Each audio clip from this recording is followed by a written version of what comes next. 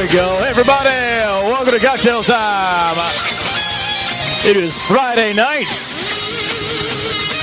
which can only mean one thing over here at 4Player Network, is that it is time to drink, and it is time to talk about video games. Hey, everybody, I'm your host, Joseph Christ of Cocktail Time here at 4Player Network, and with me, as per usual, is the wonderful and adorable Bob Webb. How you doing, Bob? I was thinking you couldn't be talking about me. I was always talking about you. I was definitely. Well, it's always about you, man. And Chris Davis, how you doing, Chris? I'm doing okay. You know, Chris, it's not switching to you when you speak. So is something? Did you have your mic on? I didn't press the thing. I didn't do anything.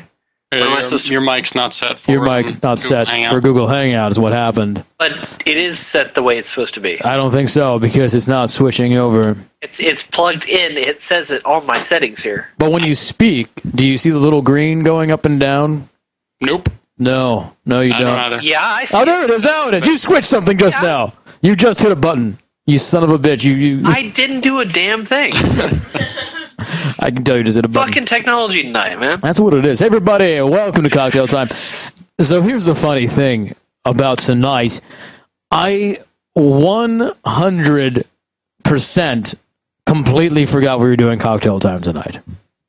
Like 100%. 100% completely forgot. I had a long day and I was just working on multiple projects all day long, and I got home and was like, fuck it. I'm going to get some vodka, and I'm going to order a pizza, and I'm going to play Battlefield. That's what I've been doing for like an hour and a half, 2 hours, of drinking and eating pizza and playing Battlefield. And then I go, I'm going to take a break from Battlefield, and I'll just pop in the chat. I'm a little tipsy, and I'll pop into the chat and see what's going on. So I do, and I pop in the chat, and I'm like, blah, blah, blah, I'm drunk. I wish I could yell at people on Battlefield because they all suck, and that's what's going on. And everyone's like, oh, you're a little drunk. I'm like, I'm a little tipsy. And then sci-fi chick goes, oh, are you having a couple of drinks before cocktail time?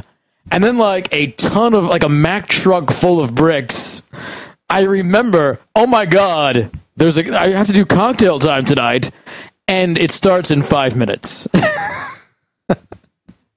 I don't think I could have forgotten about cocktail time more than I did tonight. Yeah, you didn't even hear my messages on. You called me. I called you. What did your message? I was calling, texting you, leaving you messages. Wait a second. I don't think you have. Let's see. I don't have any voicemails from you.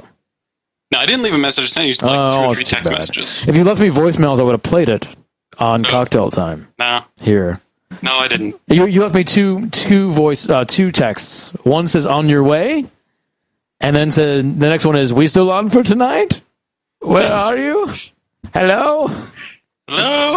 So here we are. I'm a little drunk because I forgot. If I was usually, I would like wait until cocktail time and then work my way up. But already I'm starting off a little bit. People are commenting about I haven't shaved in a couple of days, so I have a little bit of a scruff. This is about as much of a beard as I grow right here. This is it. And it kind of looks like I fell into a pile of shit. It's not really much of a beard. It's like dirty looking. This is it. This is the extent of my manliness here. It's not very impressive. You could do a mustache. Not nearly as impressive. No, I had a goatee for a long time when I was younger. I remember seeing pictures. Of that. But thank you, Jeff on 4PP says I look great. Don't lie. It's really terrible looking. It's not like I can grow a beard or anything like that. All right, let us do Arto Start the Week. Chris Davis, why don't you go first? God, why do I have to go first? Because I'm the host and I chose you. Oh, and you didn't think of anything. Well, too bad, because I didn't really think of anything tonight. So I will toast to my 200th hour of Civilization 5, which I did last night. 200 hours. Yep. Jesus. Have you beat the game yet? I've beaten the game about 9 times. I'm doing my 10th run. Okay. All right. Well, that's That's good. And I don't know. I'm wishing it comes something better. And it's just another screwdriver tonight. But hey, there's a moderate amount of alcohol in this. I'm glad since we switched to Fridays that we're seeing you drinking on Cocktail Time. Finally. It's good. It was also actually, you know what? My toast this week goes to the weathermen at the various channels here in Austin who decided that half an inch of ice is enough to shut down the city. So I had a day off today. Oh, for a half inch of ice. Yes. All right. Well, there you go. Which I bet would mostly melted by 9 a.m. It's probably gone by midday. No. It was about 3 o'clock before it finally started to ease up out there, but still. Yeah, I guess you guys don't have all-weather or snow tires, so you really don't have the traction to move around on that shit anyway. Yeah. All their tires in Texas are made of bacon, which doesn't have much traction to it. So. All right, Bob. Oh, you said what you're drinking. Okay, Bob, you go next. I'm drinking. I got a theme tonight. A theme? To go across the street and theme this bullshit up. So I'm drinking. I got a shot of tequila here. I'm drinking Modelo. A Mexican Modelo theme. Especial. Modelo. Yeah. So and as you can tell, it's a very Mexican Hispanic theme. Right. Because my shot goes to Drinkbox. So I picked up guacamole. I've been playing that bullshit. Nice. Which is good. It's good bullshit. I know we call it bullshit, and it's usually applied to bad things, but this one's good. Very nice. Yes, I'm going through that whole Metroidvania kick, looking for inspiration and figuring out how the good titles do things, and it's very formulaic. But it's great, like the way they've done this game. I can talk more about it later. Yeah, we will. Stop rambling now. Cool. I will go next. So my toast goes tonight out to the developers of Rust. I downloaded Rust this week, and I've been playing a bunch of Rust, and I have sort of a love-hate relationship with Rust. And I'll talk about it, but it's pretty good. If you guys remember, I was talking about the game I was talking about last week, where I kind of wanted a game that had to do with like just pure social interaction, devoid of zombies and all that kind of stuff. Rust is that game. And there's zombies in Rust, but they're actually going to be taking the zombies out, I think, because I think they realize that they're not really necessary. So anyway, they're cutting them out. Yeah, because they're like, well, we don't really need zombies because people are awful, and people are the worst enemy you could possibly have in our game. So my toast goes out to the developers of Rust. And what am I drinking tonight? I am drinking. I have vodka and Coke Zero. And actually, here's the bottle of vodka. It's Pinnacle vodka, and that's how much I've drunk so far. Not like maybe about a quarter of the bottle. Is it flavored vodka? No, this is not the flavored one. Because I know they do a bunch of flavored. So actually, the first time I ever seen Pinnacle was the flavored ride. I have been getting the whipped cream flavored one that this girl I'm friends with now has been introduced me to. But this is just the regular one because I ordered a pizza and I was worried that the whipped cream one would have too many calories. Because I am a female deep inside, apparently. All right. We have a bottle of the Pinnacle whipped cream in our it's good. cabinet. It's good stuff. All right. It's dangerous. Let us toast 1 and 2 and 3.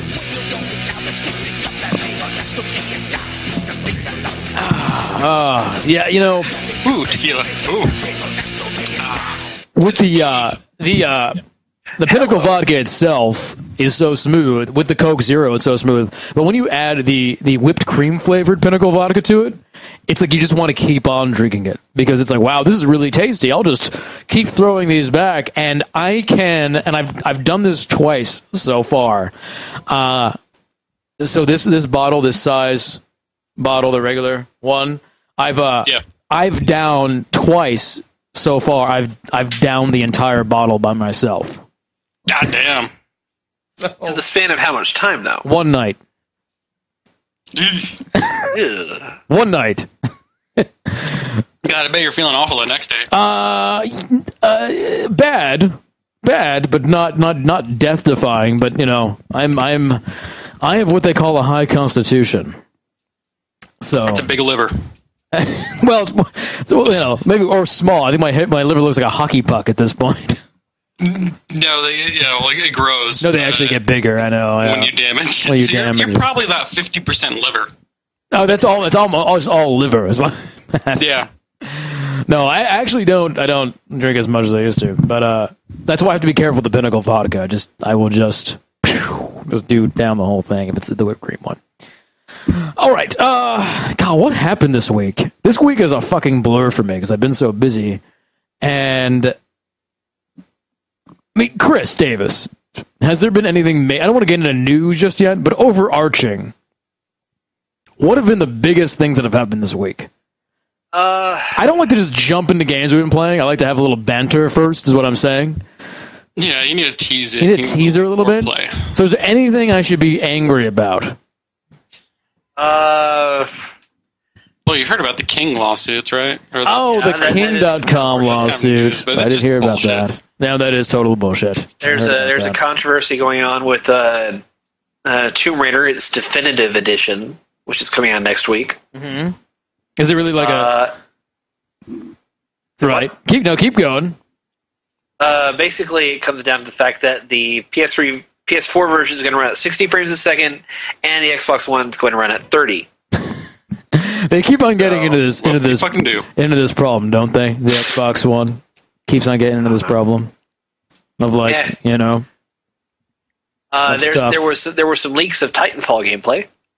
Oh. And Monolith showed off the first gameplay of Shadows of Mordor, which I kind of want to talk about. I heard about that. Well, I want to talk about the Shadows of Mordor thing, because I had a bit of a Twitter conversation today with both Nick and Brad. But before we do that,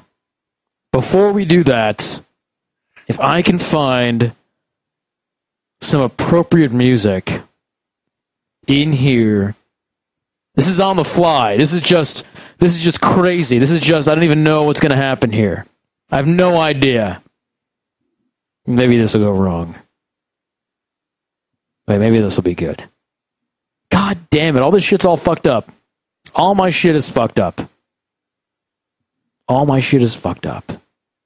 You never touch it every week. What? My shit? Yeah. I'm just saying, and you say nothing ever changes. Nothing ever. See, the problem is all my tracks are messed up. I was looking for an appropriate music track so we can do our segment, What is Tara Playing? Because I want to bring Tara in. Anyway, so we can do. No, that's a great metagame, actually. No, that's not it. I was wondering that a few minutes ago. All my tracks are over my shoulder. Up. All my tracks are fucked up.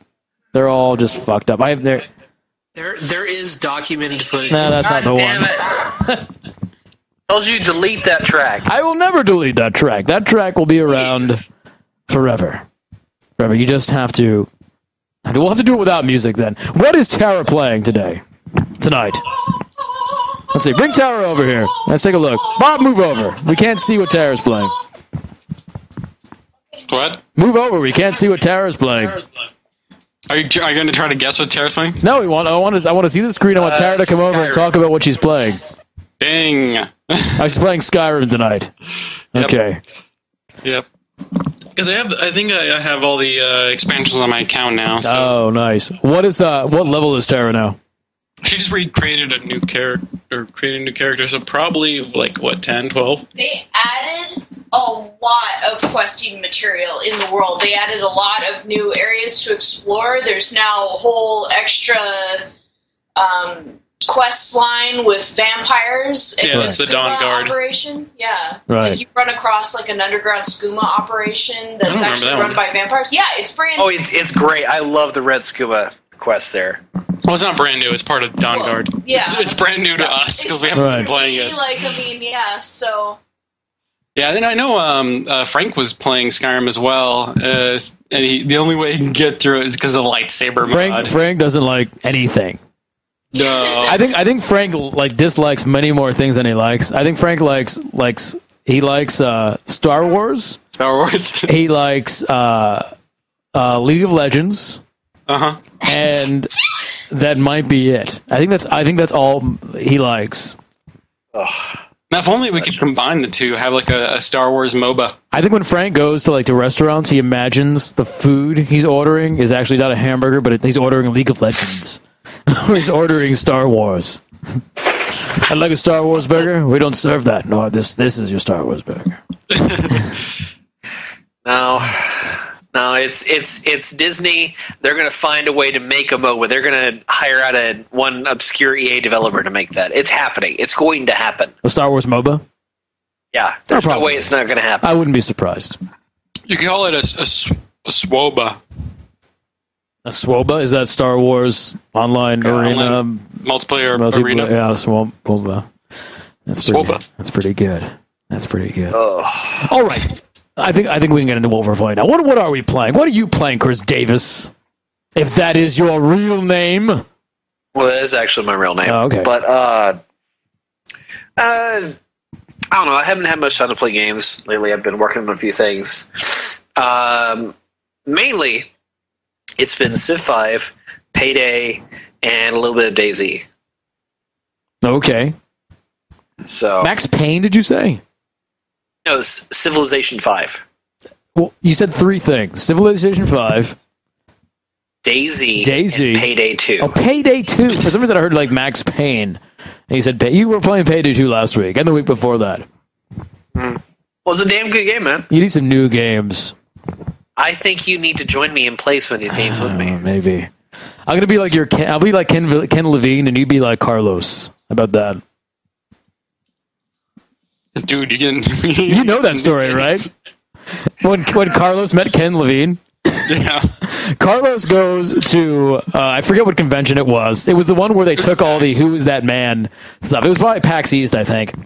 It was PAX East.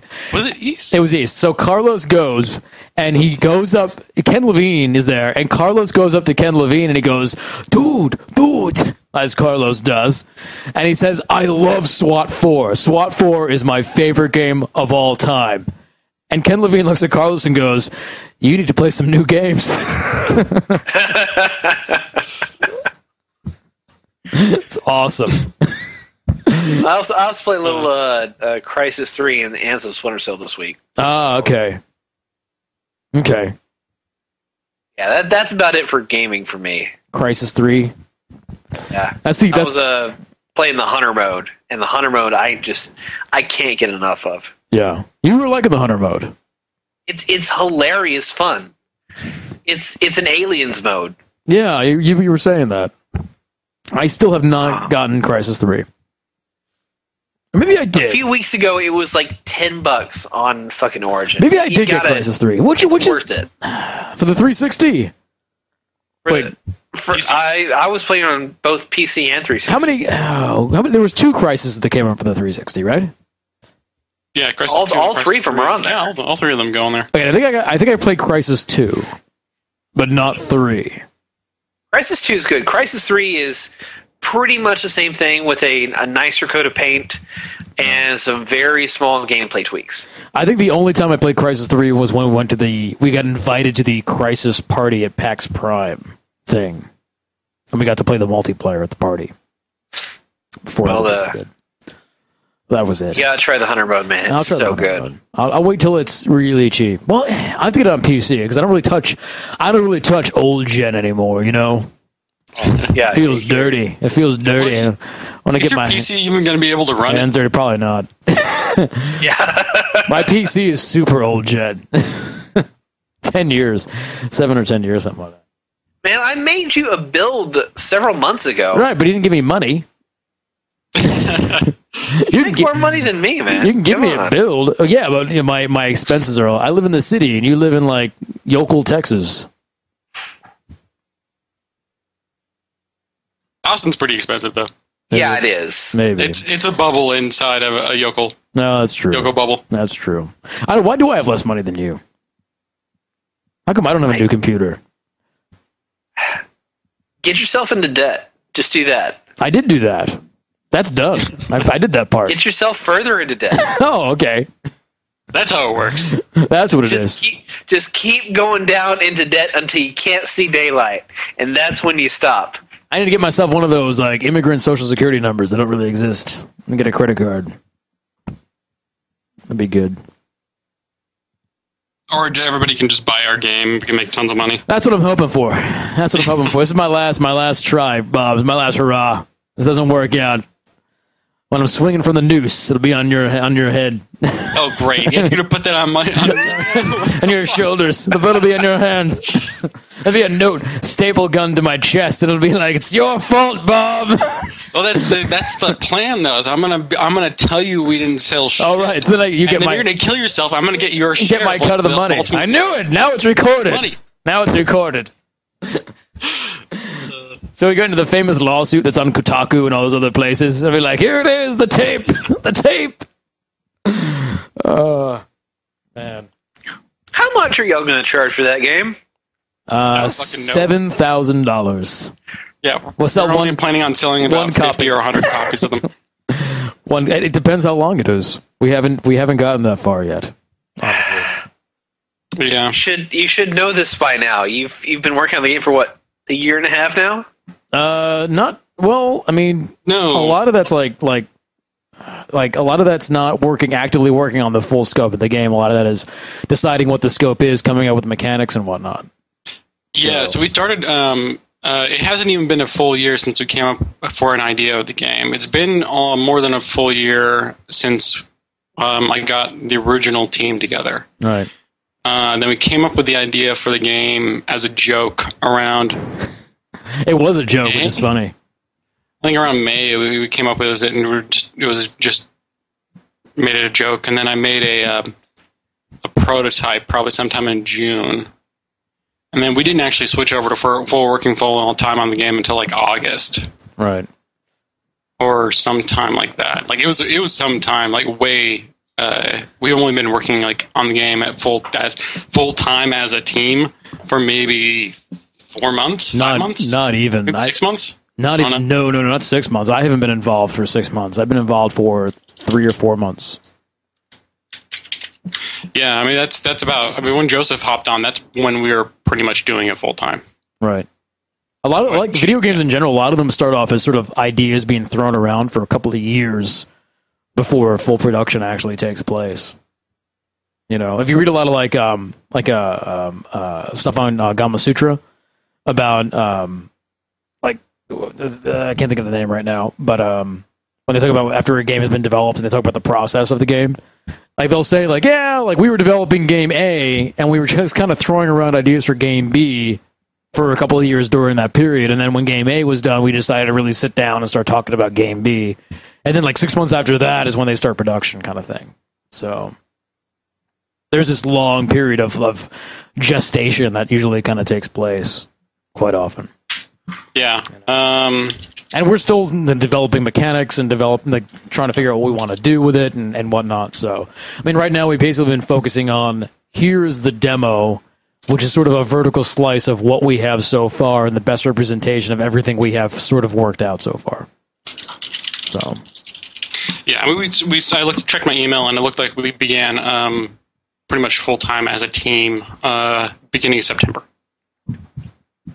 So that was what? September? 4 months? 4 months? About 4 months. Fuck, that's not that much time. 4 or 5 months, I think. Yeah, that's and then I think I'm tentatively planning like a next year release with maybe like 5 to 8 hours of gameplay, depending on how much money and time we have. Yeah, so that's gonna be the biggest deciding factor. Right. Yeah. So but that's one of the things we need to work out. So I think it's pretty much we're focusing on this demo for PAX East first, and then once we get through with that, or not even once we get through with that, like as we're leading up to that, Bob is starting to think about sort of general overall game scope, and then once we're done with PAX East, that's when we start really putting together the game itself. Like, you know, how are the levels going to work out? How big are they? How many levels? What do the levels look like? What kind of areas are we going to have? And that kind of thing. So, yeah, it's a lot of design stuff, and that's why I've been playing a lot of Metroidvanias recently. Is because I wanted to try to see what other people were doing with them and get a feel for how they're generally paced and whatnot. Yeah, it's a lot of work. It's a lot of fucking work. It's a lot of work. Yeah. Well, as long as I get royalties for the trailer. I don't think the trailer makes any money, does it? A trailer helps sell the game, thank you very much. I don't know how that usually works. I mean, if it's going to be on Steam Greenlight, it needs something to advertise it, doesn't it? I'll give you a blowjob. How's that? The thing is, I would love a blowjob, but I Right. wouldn't want it from you. No offense. You're just not my target Target audience. blowjob giver. Well, don't knock it till you tried it. That's all I'm saying. He gives an amazing blowjob. That's what goes under in those team meetings. They're very long Put that meetings. on your resume. Oh, man. Anyway, what have you been playing, Bob? Well, I can talk a little bit about DayZ. Yeah, well, it's the new version of DayZ. It's the alpha of the Standalone. the alpha of the standalone. Yeah. My whole thing with DayZ, my whole big problem with it officially has always been the clunkiness of the engine. I've always had a problem with it's that. the same engine, same. Like, things are better. Some things are a little better. The interface is a lot easier to manage UI and like equipment and everything. That's a little bit better. But it still has the middle mouse context menu bullshit, and it's it works. I mean, it's not great, but it's unconventional. It's very unconventional. You don't realize just how much you are used to like a standard tab to open like an inventory system or an interact system until you play a game from Bohemia Interactive, and then you're suddenly using a scroll wheel, and if you don't have a mouse in your mouse with a scroll wheel, you're fucked. Yeah. So yeah, it's and from looking at what I played on the mod version of DayZ, there was almost more mechanics and content there than there is in the standalone.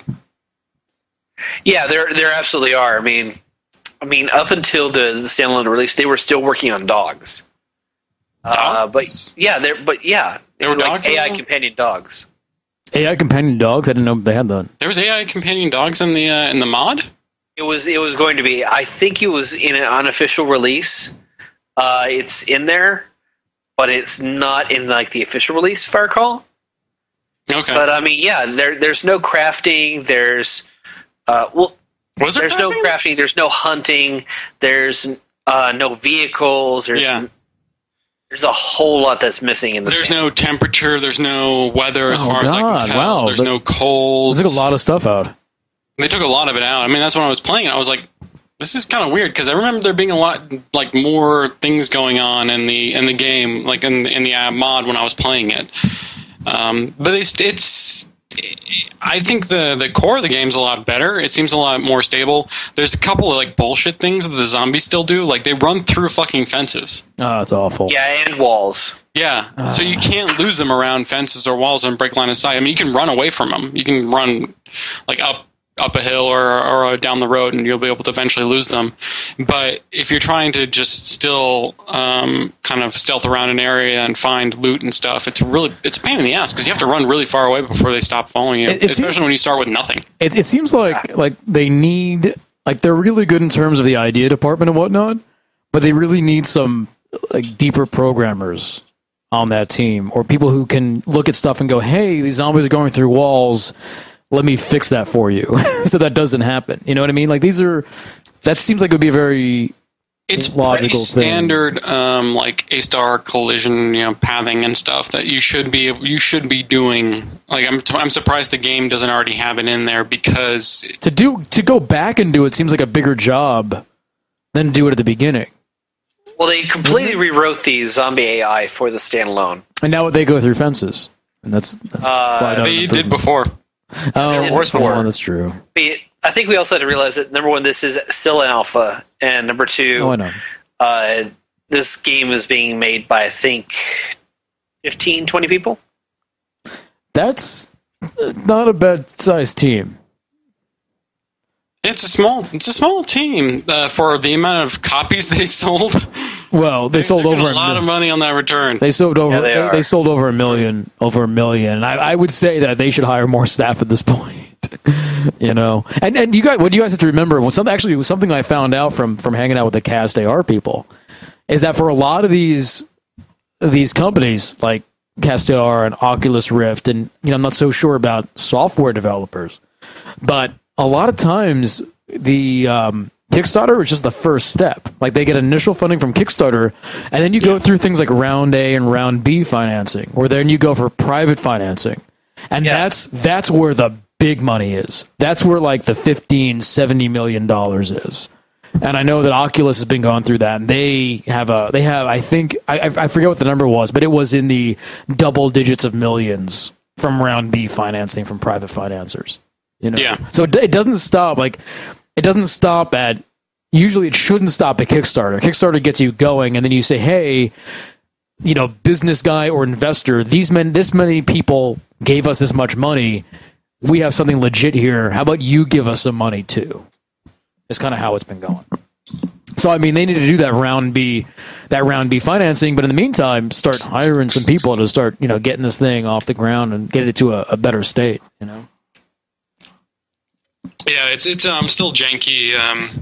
They've added like new features and stuff. There's like a lot of new cosmetic type stuff. You can get headlamps that replace flashlights. Oh, that's cool. And you can use those. Everybody starts with a flashlight. You don't really start with anything else, really. You have to go find crowbars and hatchets in order to kill things. Cans, you can't open up. You can't just eat cans of food. You need to be able to have something to open them. And depending on what you use to open them, will reduce the amount of food you get out of it. Oh, really? Interesting. Yeah. So can openers will get you the most food out of it. But you can use like an axe or a screwdriver or something to open up a can. You'll maybe only get maybe 60, 70, 80% of the food out.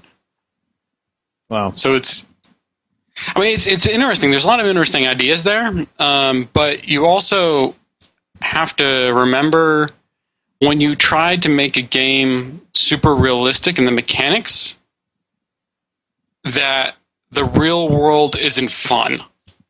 Right. So you still have to make it fun. Right. Like, you don't want to have like ultra realistic mechanics in the game, and it's just like, well, fuck. Why don't I just go out and hike around the mountains? Like, why am I playing a fucking game if I'm just, if it's so pedantic and just the same damn thing over again? And it's like, all right, well, I would like to go have fun and go raid this town, but I just got dysentery, so my character's going to sit here and shit their brains out for 2 hours. Right.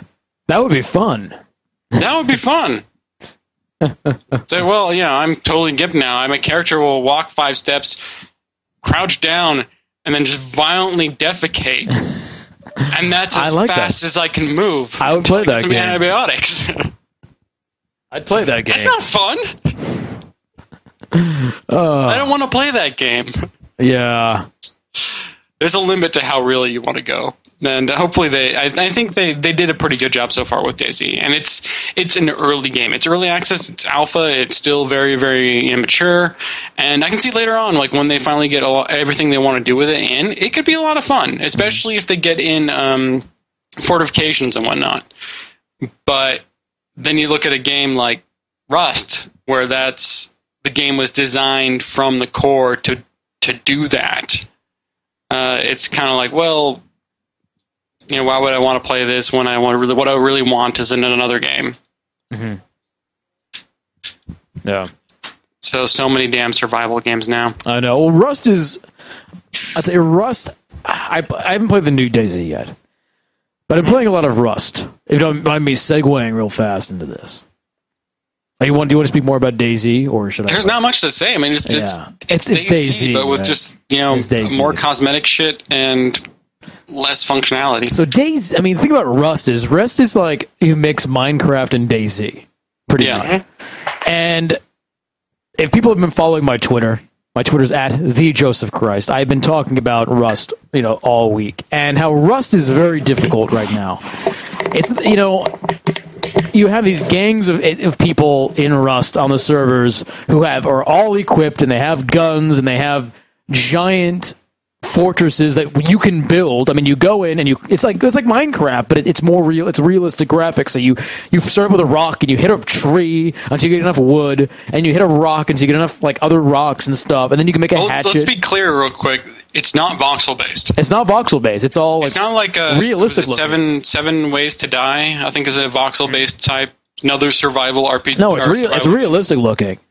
Yeah, it's very realistic. There's no digging. You can't reform the terrain or anything like that. But eventually, like, you know, you get enough stuff where you can build a shack, and if you build a shack, then you can build, like, you know, you can build a campfire and a furnace, and the furnace you can smelt metals, and you get a workbench, and workbench you can build other things, and once you get like enough wood, you can build boards, and then you make the wood into boards, and you take the boards, and you can make the boards into foundations, and then take those, and then make pillars and walls, and you can build giant fortresses if you want.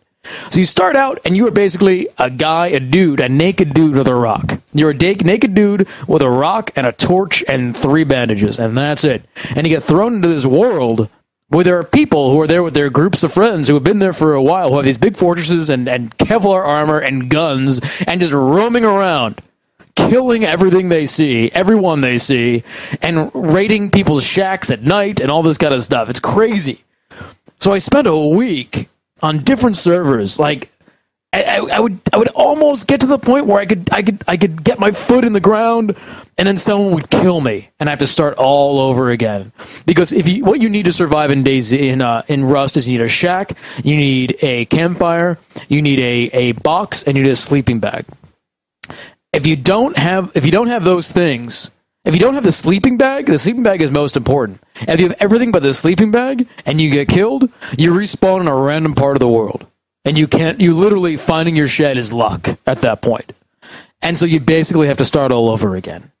Once you get the sleeping bag, then you respawn in your shed. So death is not as scary anymore.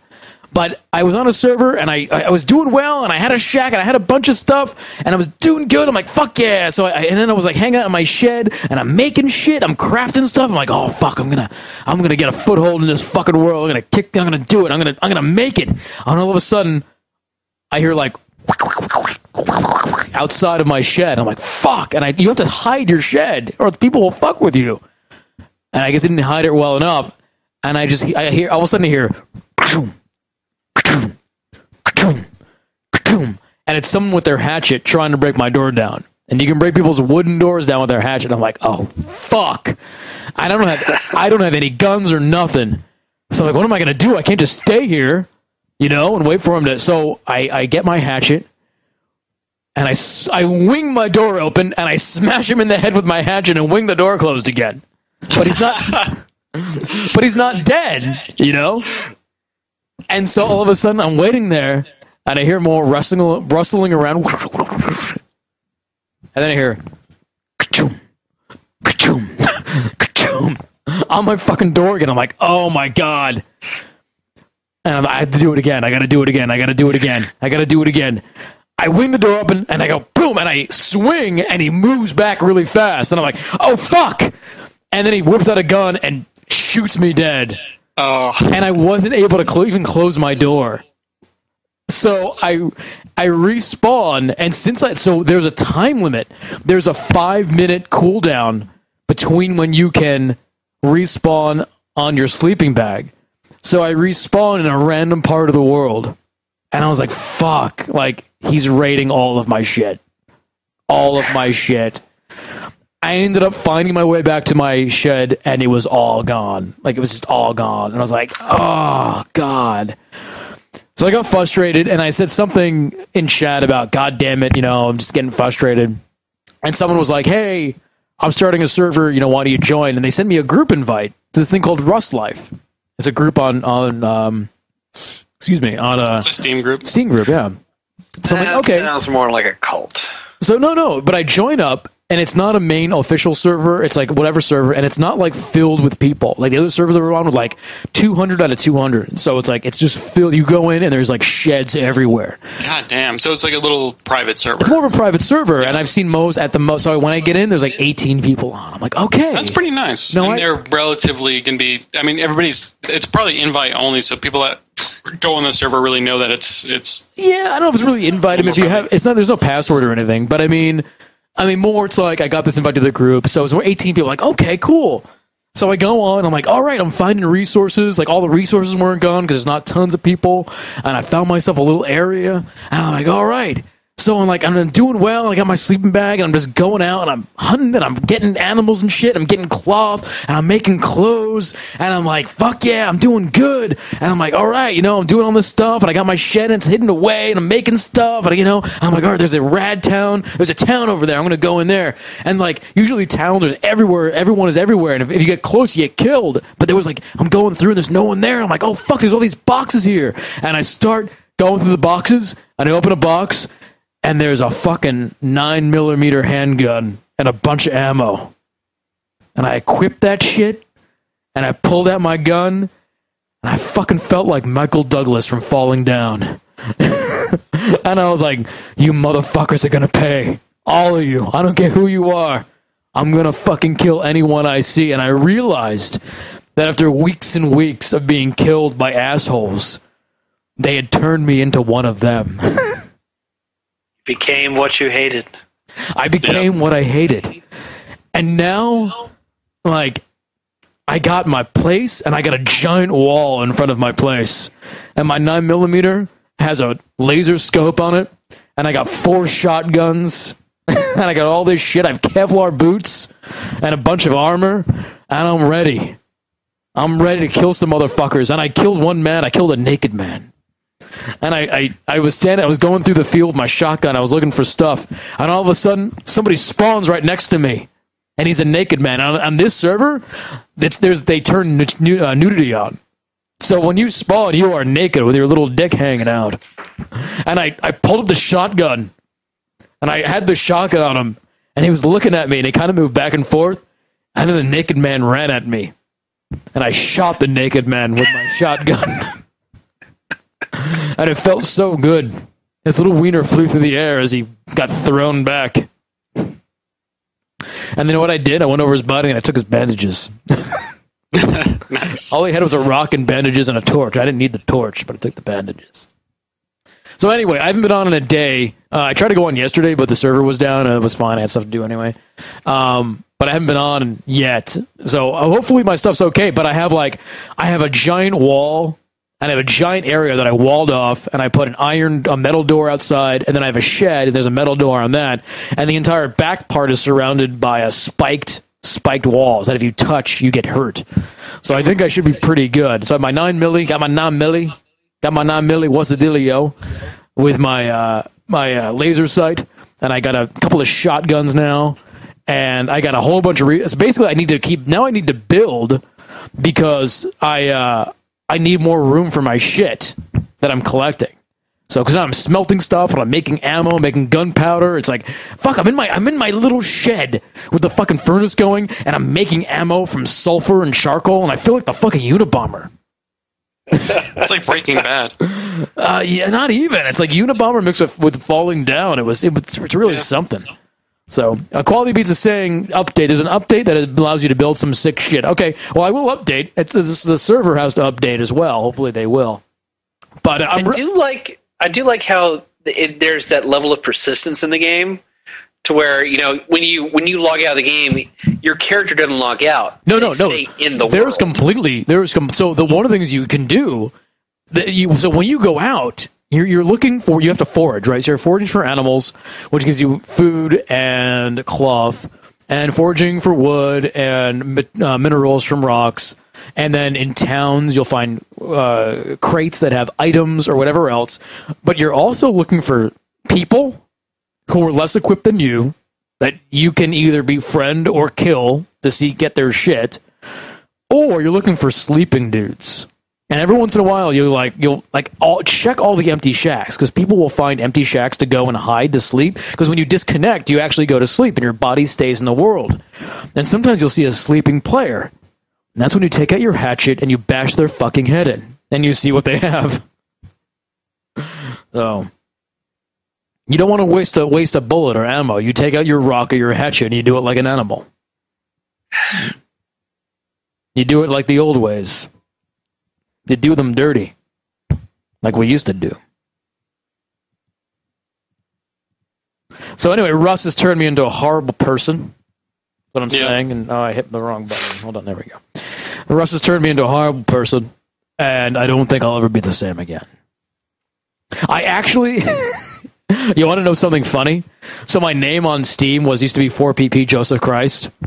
I actually changed my name to something that wasn't my real name because I'm doing such horrible things in the game. Oh, is that why I haven't seen you online? Let me see if I can find. I'm not online right now. So you won't see but we me. need to know. Okay, yeah, there we go. But I changed my name away from my public name because I didn't want people to know what atrocities I've been committing. So there you go. But it's fantastic. It's such it's all about the story that people make, and that's kind of what gaming is. Really, what people are clamoring for. I think. Oh, bless you, Chris. Excuse me. I think people are Sorry. so tired or used to the controlled narrative. Like when I was playing Assassin's Creed Black Flag. Not to shit on that game anymore, but that game and another game, Tomb Raider, the new Tomb Raider.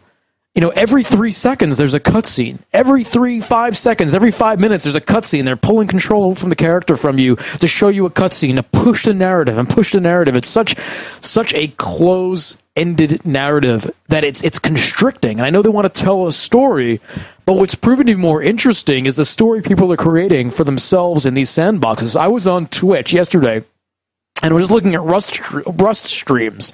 And there was this guy, and he had these people, right? And they had these people, and like they were in a big thing, and then all of a sudden this guy shows up, and he was the chief. And the chief shows up, and it was this African-American guy. And he sounded very stereotypical, but he was if I do the voice, that's why. And I'm not trying to be racist or anything. But I mean, he shows up, and he's like, come with me, I'm the chief, come on. And he was gathering people. And he had like 7 people, and he was telling people to give away all their belongings and come with him into the mountains.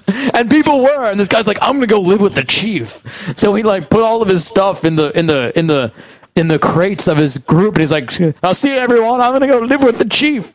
And the chief had like 8 people, and he's like, we're all gonna go to the mountain, here we go. And they went up into the mountain. He's like, don't worry, life is a mountain goat, ain't too hard, but it's all right, we're all right. And it was beautiful. It was so beautiful. I mean, you couldn't write shit like that, It reminds me, it's like it's these unscripted moments that are so good. It reminds me of there's this video of Assassin's Creed Black Flag, and the video was actually about a bug in the game, and it's one of the bugs where there's a big hole in the ocean, and all the people are rising up to the sky. And in this video, and if someone knows the video I'm talking about, put it in a chat. But the video, they added in this religious music, and as everyone is floating up to the sky, there's all this religious music playing as they're going up, and then the boat starts rising up from the ground as the religious music sort of hits a crescendo. And I thought, oh my God, like, I know this is just a bug, and I know someone just added music to the bug to make it funny, but imagine if this moment was in the game somehow. That would be so cool. That would be such a weird, crazy kind of moment that's kind of what I want to see in games. These sort of like these crazy, outlandish moments that seem unscripted. I mean, even though like that moment seems scripted, I know it's just so off kilter, off base. It's so neat and so fun that I want to see shit like that in video games. Either that or this stuff where you just have the sandbox and you make your own narratives, like these people are doing in Rust with their friends and these other people, and they're actually like making their own allegiances and making their own enemies with these other groups that are building castles, and they go and they battle each other. I mean, that's great. This emergent narrative thing is so cool that it makes the heavily scripted stuff you see in normal Assassin's Creed or the new Tomb Raider seem so trite in comparison. And I hate to knock these writers that try to write these stories for these developers and try to, make these CGI scenes to push the player through these stories. But I go and I watch movies for a reason, and then I go and I play games for a reason. And I think there's been so much separation between the two. I don't know.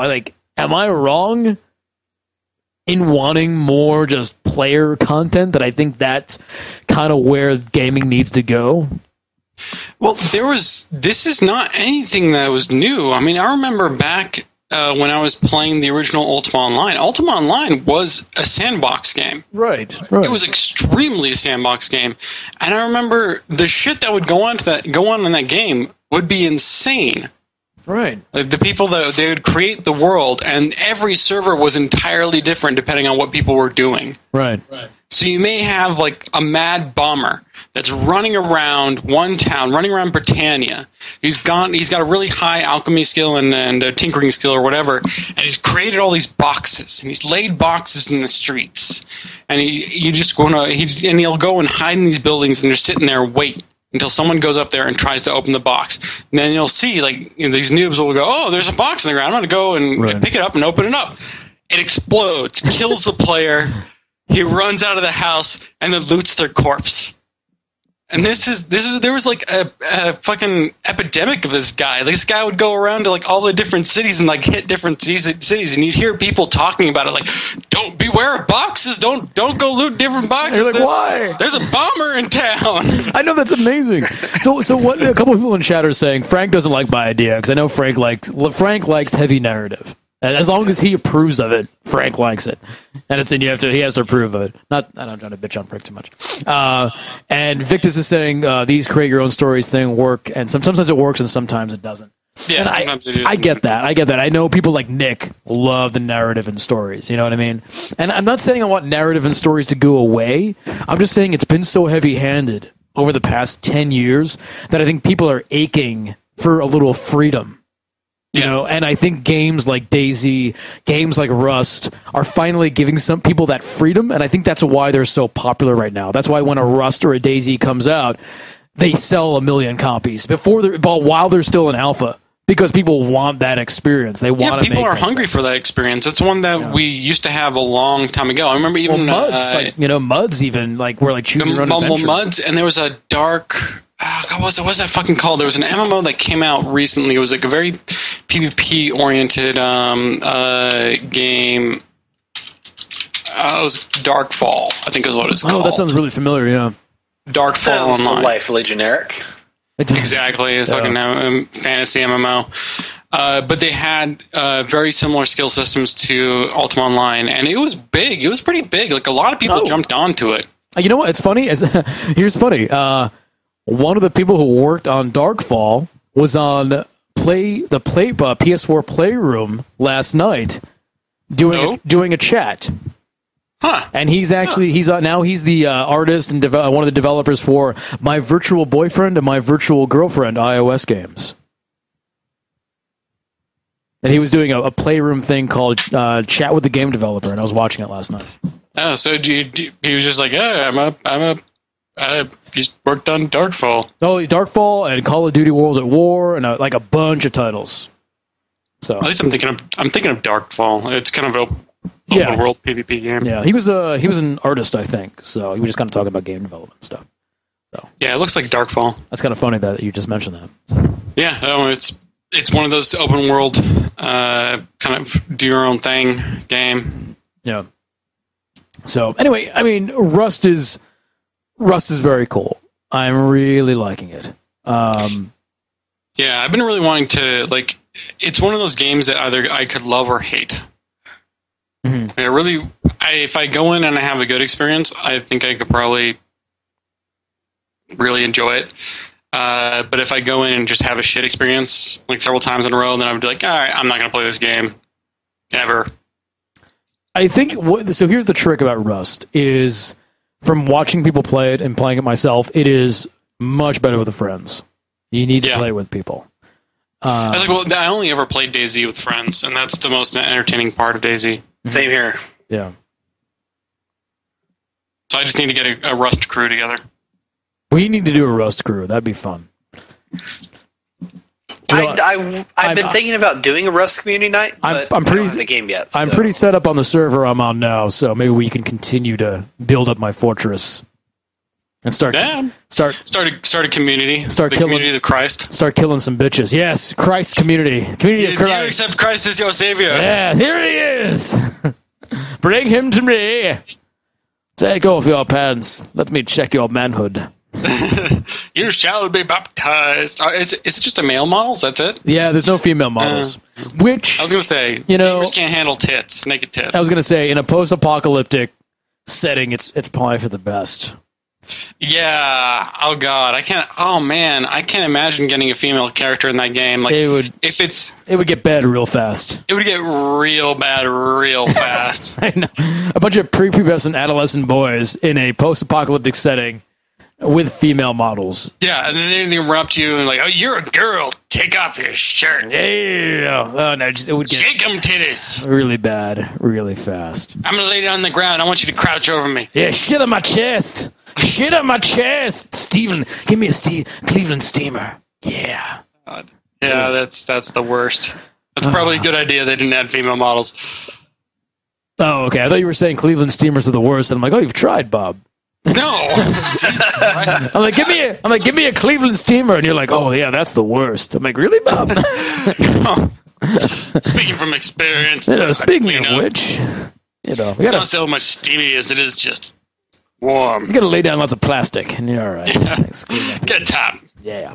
All right, let's take a quick break because it is 9:00, and when we come back, we'll talk about more video games. I'm presuming we'll talk about some news and all that kind of good stuff. You're watching Cocktail Time live here at 4Player Network. We'll be back in about 10 minutes. Later.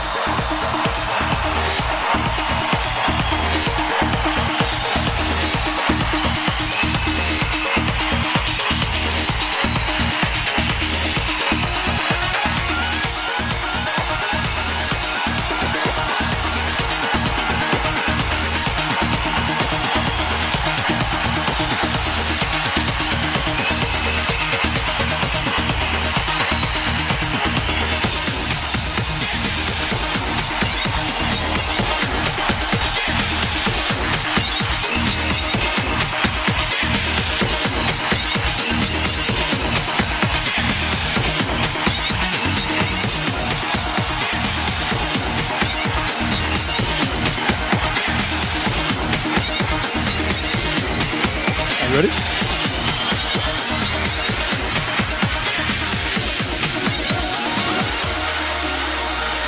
Everybody, we are back. Welcome back to Cocktail Time Live here at 4Play Network. Hope you all enjoyed the beautiful face of J52 once again. I think every week I'm going to find another picture of J52, put it up during the break. Make sure you all stick in and tune in. I want to thank everybody for watching us live here tonight at 4pp.tv. Especially want to thank our subscribers tonight. People like Toostcast, people like J52, who is there? People like Victus Unis, people like Locked Username and MGS2 Master. We do thank you all for subscribing. It is one of the main things that keeps the lights on, the doors open here. But we want to thank you all for coming out and watching us. If you cannot subscribe, we do ask that you maybe subscribe to our YouTube channel. Doing so is completely free. You can find us up on YouTube at 4Player Podcast. I think on YouTube the number 4 is all drawn out, F-O-U-R. But once again, thanks all for coming out and watching us live. We do this every Friday night at 8 o'clock, 10 o'clock Central. And it is good to watch us live because you never know what's going to happen. You never know what part of J52 you'll find when you watch us live. You really gotta pay attention, you know? Cherish every part. You got to cherish every part. Much like the Indians, you have to use every part of the J52. Every single part of the J52. Who is in chat, by the way? It's good to see him. Yes, he is. Good to see him. All right, what else have we been playing? I mean, I'm trying to think of what else I'm playing. It's basically been Rust, and I played some Battlefield 4 tonight, and that's kind of been it. Like, I'm waiting for the new games for the PlayStation 4 to come out, and it's taking a while because we've had delays. Watch Dogs got delayed. People are currently... I think the only really major release coming in the next few weeks is Thief. That's about it. Well, there's coming out. Yeah, Thief is coming out this month, February, end of February. And I'm excited about that. There was a thing that came out today, and I didn't watch it, but I saw on Twitter a couple of people posting about it, and apparently in the new Thief... you can put the settings to like hardcore classic Thief that has permadeath and takes away the entire HUD. One of the things there. Permadeath? Permadeath. So you have to play through it in one life. Yes, it's like a roguelike at that point. Interesting. Which will be... that's not classic Thief. No, I'm just saying, like hard Thief, you know? Whatever you want to call it. Now, I'm fine with minimal hub. I mean, they actually just had the gem, and that was it. That's all you could really look at. Right. So we'll see. I'm excited for that. But there's, I guess like Basement Crawl is coming out, and there was a trailer for that, and it looks kind of neat through the CGI. But then like I saw some gameplay today, and Basement Crawl basically looks like if the Insane Clown Posse made Bomberman. Oh, is that what that is? Yeah, it's not. It's a Bomberman clone, but it's all like dark and spooky, and there's circusy people. So it's like ICP Bomberman, basically, is what it is. Seriously, that's a big release in the PS4. Well, that's one of the only releases for the PS4. So they're kind of like, hey, we're getting a new game. It's a clone. We're getting a new game. I tell you, I love the PS4, but I'm a little disappointed about what they've had to offer the first couple of months the game's been on the market. There has not been very much. They had their few launch titles, and it's been dry. It's been really dry. Yeah. Don't Starve is great, but I mean, it's been dry. And it's like, oh, come on. That was on PC before, really. Yeah, I know. And every time there's a PSN update on the blog, I'm like, oh, come on. And it's like, oh, bunch of stuff for PS3, but nothing for PS4. And it's like, oh, come on, dude. It's like, I know what they're doing, and they don't want to, completely like make the PS3 go away, but they need to seriously work on getting some of this PSN content that's already available for the PS3 over to the PS4. Like that needs to happen. It's kind of weird that they don't. Well, can you buy it once, and if it's available on both systems, can you buy it once and have it available on both? If it's available on both, yes. Yeah. Okay. Yeah. It doesn't matter. So there's a cross-buy. Your PSN is pretty much for the Well, no. If you buy, so it depends. If you say you got Assassin's Creed Black Flag on the PS3, right, and you want it on the PS4, it's not a cross buy, but it's only it's because it's a different version. Right, but it's only $10. So a lot of these people have like upgrade. Yeah, so it's an upgrade pack. Oh, that's better. That's much better than having to buy it all. Yeah, you know, I'm completely fine with that. A lot of times you don't have to buy it all over again. It's like $10. I think Battlefield 4 is the same thing. If you bought Battlefield 4 for the PS3 and then you buy a PS4, it's Battlefield 4. The PS4 is $10, which is a great way to do it. I think. Yeah, but I think that was only like a limited time upgrade plan. So I think that's already over. Actually, I don't really. Think so. No, I don't think so. I think that's you're an Xbot dude. I didn't want to talk to you anymore. Oh wow. You know, is that what we're resorting to, man? Yeah. Sorry, I can't. I know you Xbot people are with your fanboy shit. You know, you're just jealous of Titanfall. Maybe a little bit. Admit it. Maybe a little bit. Yeah. Yeah. Maybe a little bit. Well, I don't know. 6 versus 6. I don't know, man. That's next gen. Total. What is this? Is it 720? Or is it? What is 720p? I've got so many more P's over here on my PS4. Yeah, my PS4's got double the P's. It's got PP. I got PP all over my PS4. So many P's. Just slapping my PP all over the PS4. Slap, motherfucker. No, I am. Look at them frames. I am jealous of Titanfall. What's really funny is that everyone's talking about the 6 versus 6, but I played Titanfall a few times actually, and you don't feel like it's 6 versus 6. Like because there's AI. There's all this AI and there's all this shit going on. Like it does not feel like 6 versus 6. So people don't. I know people like when you on its face when you hear it, it sounds like it's like I don't know, but it is not. It's actually very exciting, and I think with more than 6 versus 6, it would be almost too much. It'd be kind of unbalanced in a way. You know, it would be weird because even your Titans are characters themselves. Yeah. So it would just be like your map is full of giant fucking mechs. Imagine 64 mechs all over the place. That might be kind of cool, actually. The maps would have to be like MechWarrior Online. Would have to be like giant Battlefield 4 maps, though, for that to even bother working. But there's MechWarrior. There's MechWarrior Online. Go play that. Yeah, you're right. But no, the 6 versus 6 is no issue. I'm telling everyone right now. It's a design thing, and even then, it still feels very good. Oh, it does. It does. The game is great. I'm going to be getting it on PC, so I'll just use my. Is it coming to PC delayed? No, no, it's PC day one. Yeah, is it day one? Okay. Yeah. The only thing it's not coming to is PS4. Okay, then why do I keep fucking saying it was a Microsoft exclusive? Well, they bought exclusivity for the consoles. For the consoles. Okay, all right. So I'll probably play it on PC too. No, I'm gonna get it on PC. It'll be cool. It'll be good. Yeah, it'll be good. I'm looking forward to it. Let's get into some news. I've been playing games. Oh shit.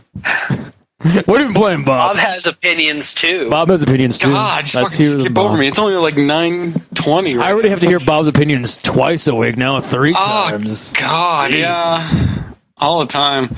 I beat a game. You beat Shadow Complex, didn't you? I beat Shadow Complex. Great game, isn't it? It's a fucking awesome game. I know. Like when you get the full suit at the end, don't you feel like you can fucking... You don't like all that shit? It's amazing. Yes. Shadow Complex is... It baffles me that people don't regularly talk about Shadow Complex all the time. It's really good, and I'm glad I finally got around to finishing it.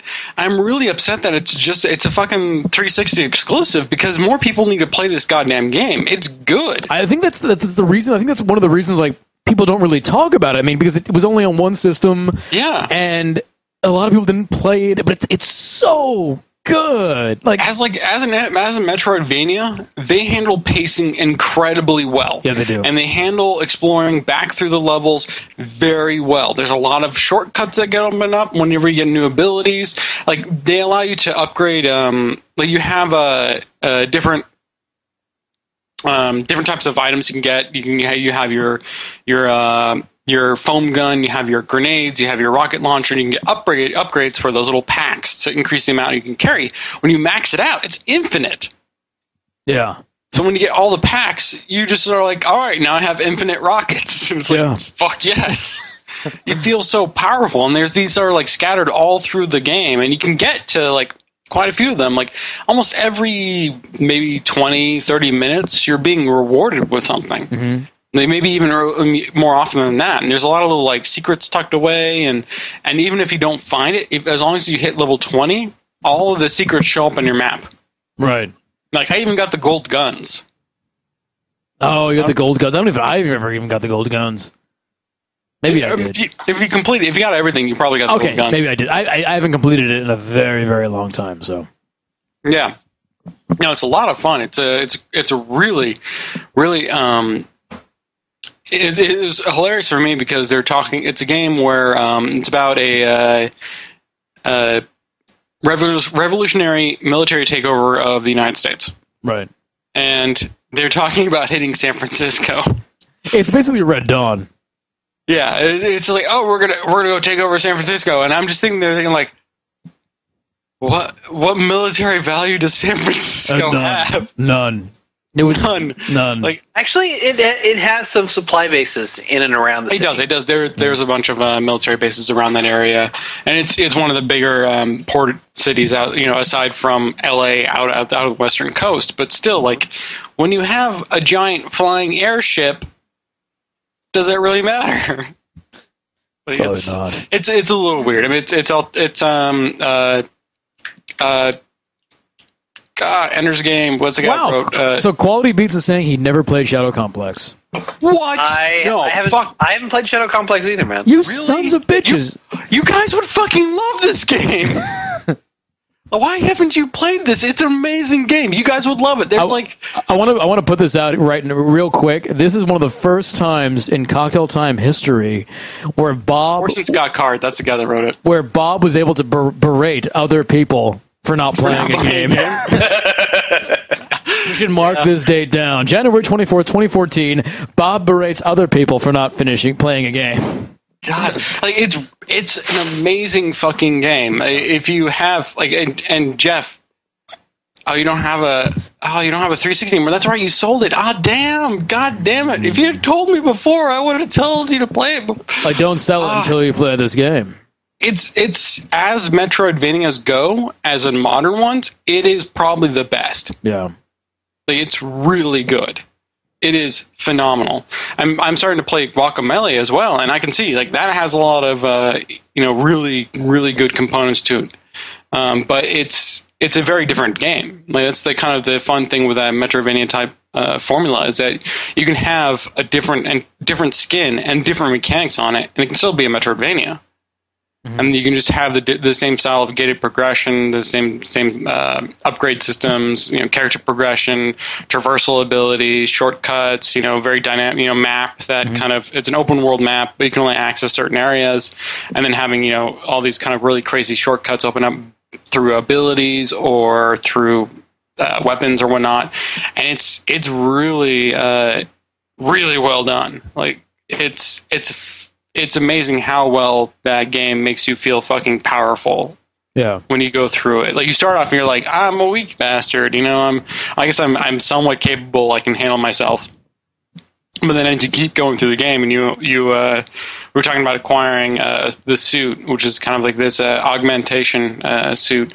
There's different parts of the suit that you get through the game. It's all piecemeal, and you get different abilities, and eventually you start to feel like a motherfucking badass. You do. Like a real badass. Yeah, it's just it's amazing.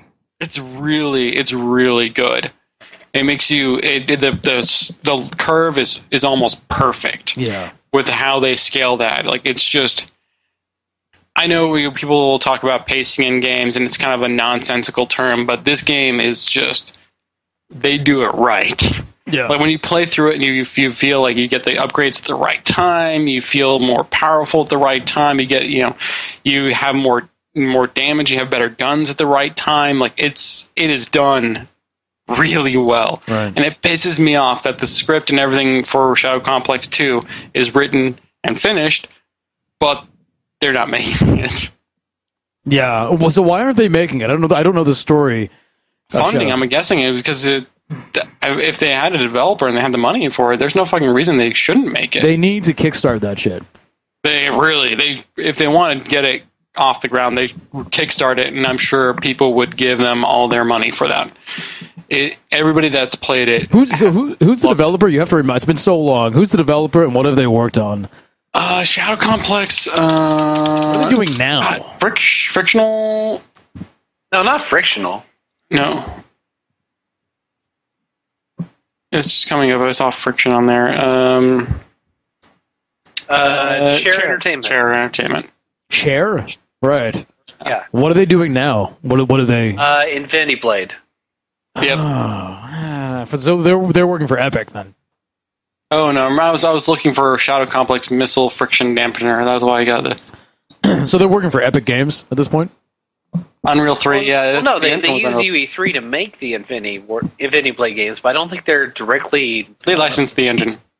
Yeah. Are you sure? I thought. Oh no, they're a subsidiary now. They're a subsidiary of Epic now. Yeah. They need to do something bigger than Infinity Blade. They need to do another big game. You know what I was talking about today? It was yesterday. I think I was at my day job, and I was thinking, man, you know what I really want? You know what I really want? I know it sounds horrible. I really want a next-gen Gears of War. I kind of see why you would want that, yeah. I really loved Gears of War 3.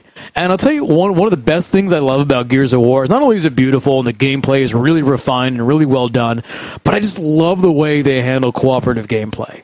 You know? I played Gears of War, but I don't know if I played the third one. It's the third one's really good, I think. I think it's the best. I played through a lot of them. It's the drop in, drop out is seamless. To where sometimes you don't even realize the AI is stopped and you actually have a human partner in it at that point. Yeah, it doesn't come with a loading bar saying somebody's now loading. They pop in and boom, they're right with you. Yeah. It's asymmetric and it's purely organic. Yeah, no, it's really great. It's done really, really well, you know. And the arcade version of the game is really great when you're just, the points are coming out of people and stuff. It's really fun. It's designed really well.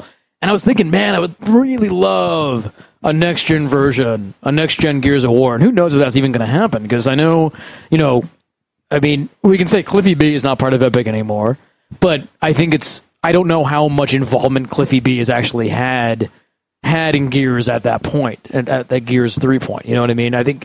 I don't know. I can't say. He was, one of the upper guys, director and stuff. I'm sure he tried stuff out. I'm not sure how much design he had his hands in. I don't know. What I'm saying is I don't realize if him not being part of Epic really affects, them making another one. I mean, I know the Gears of War after 3 that no one played, the one that People Can Fly made. Regiment, no one really played that. I mean, that was kind of a bomb.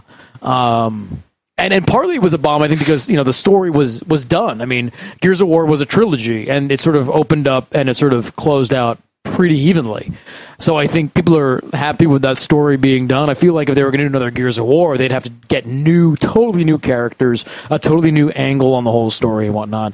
And even if they don't do a Gears of War, take those mechanics, do a different game that uses that cover-to-cover mechanic, drop-in, drop-out sort of thing. That's really cool, I don't know. I was just thinking about that yesterday, and I'd really like something like that. Yeah, and I think I played through all the Gears games within a month. You know what it is? Like, the design is really smooth and really good, and it's like, from a pure video game design standpoint, I don't give a shit if you don't like the story or you don't like the characters or whatever else. From a purely game design standpoint, they're really good. Well, from going, because I played all of them, 1, 2, and 3 within a month or something, really close together. Yeah. And it was consistent. Yeah. Yeah. The design was very consistent. They didn't change a lot of shit at all between the different games. Right. It was just the same formula, just maybe a little polishing here or there. It wasn't a big jump between them. Yeah. Yeah. Which is kind of surprising. The jump from Gears 1 to Gears 2 was really about upping the scale a little, showing you background enemies and stuff, putting more stuff on screen. And what I personally really enjoyed about that sequel was the sound design, because they completely remade like most of the weapon sounds and just much of the environmental stuff. I mean, it sounded really fucking good. And then going from Gears 2 to Gears 3, it was all about this new enemy palette and changing up how you approach cover mechanics. Yeah. Well, the thing is, so the original story that I heard, I think it was from, I read something about an interview with Cliffy B, I think, was that he originally got the idea for Gears of War from watching paintball matches. Yeah. And watching how people would run from cover to cover by playing paintball. And it was like, wow, like, there aren't any games that do this. And we should make a game that does this sort of thing, that works on this sort of cover-to-cover mechanic. And that's how they came up with the original idea. Yeah, they have, actually for Tara's birthday, we went and played paintball. We probably mentioned this. And I can totally see how that would be the inspiration for Gears of War. Right. And fuck those 12-year-olds. Fuck them. But on Gears of War, playing paintball? Both. No, just 12-year-olds in general. Just fuck them all.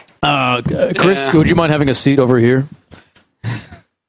I'm not in that. God damn it! Did you bring the Mike's Hard Lemonade and condoms? Why do we keep going back to that fucking show? Because I love that show. That show is so good. It's such a great show. It's such a great show. Do you know there's on YouTube. There's this. I don't know who put it together, but they put together like these 3 hours of To Catch a Predators, right? And every time Chris Hansen does his entrance, so what are you doing with those condoms? You know, the big entrance he makes, they pause the video and they do a little jazz riff. And then on the last chord of the jazz riff, it does a still of the Predator person looking very upset and scared. And then it continues on. And it happens every time. And there's no explanation. It just happens every time. It's like, would you mind having a scene over there? It's like, doom, doom, doom, doom, doom, doom, doom, doom. And then it goes on again. And it's every time it makes me smile. Every time it makes me smile. That's amazing. So, yeah, it's fun. There's this girl I've been hanging out with who also really loves To Catch a Predator. And we're always like, we're always joking about, let's hang out tomorrow night. And she's like, okay, make sure you bring the Mike's Hard Lemonade and the condoms. I'm like, okay. We'll watch To Catch a Predator. She just really likes to fill catch each other up. She likes To Catch a Predator as well. We were thinking of going for Halloween and me dressed as Chris Hansen and her as like a 12-year-old girl. That's not creepy. I know. Well, you guys saw that. You got that. So the girl that I showed you the picture of her, and she's wearing the Hooters T-shirt. That's for little kids. That says "Future Hooters Girl." Oh yeah, God, I remember seeing. Yeah. That's what I'm talking. That's what I'm talking about. That's what I'm Yeah. talking about. Yeah, I remember that now. It's okay. She's 29. It's all right. She's legal. She's legal. She's not 12. She's not 12. Dating when you're older is weird, dude. It gets strange because we have conversations sometimes where I'm like, I remember when that song came out. It came out in, this year.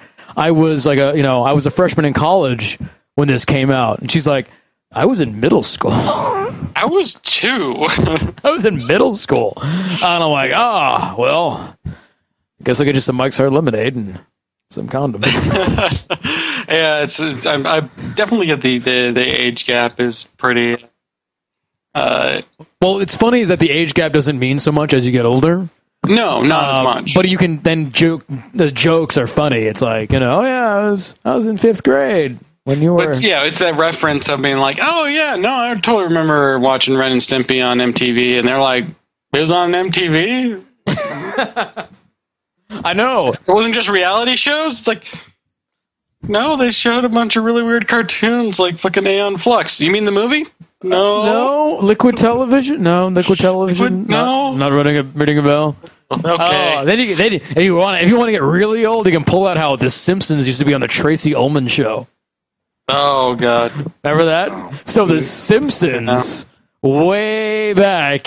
If you can remember a time before The Simpsons were a cartoon on the Tracy Ullman show. I know, lots of blank stares here. You know what Tracy Ullman is, right? Yes. Okay, Tracy Ullman had a show, and between the commercials, she would have commercial breaks, and The Simpsons were like a throw-off, like thing, like cartoon that would happen during the Tracy Ullman show, and then that became its own thing. Yeah, they used to be like really short little bit things. Yeah, no, exactly, and then they became their own thing. Now, when I say like I remember this, like I was a little kid. I was a really little kid when this happened, and I have this memory, so it's not like, I was in it, but I'm pretty sure I didn't actually see it.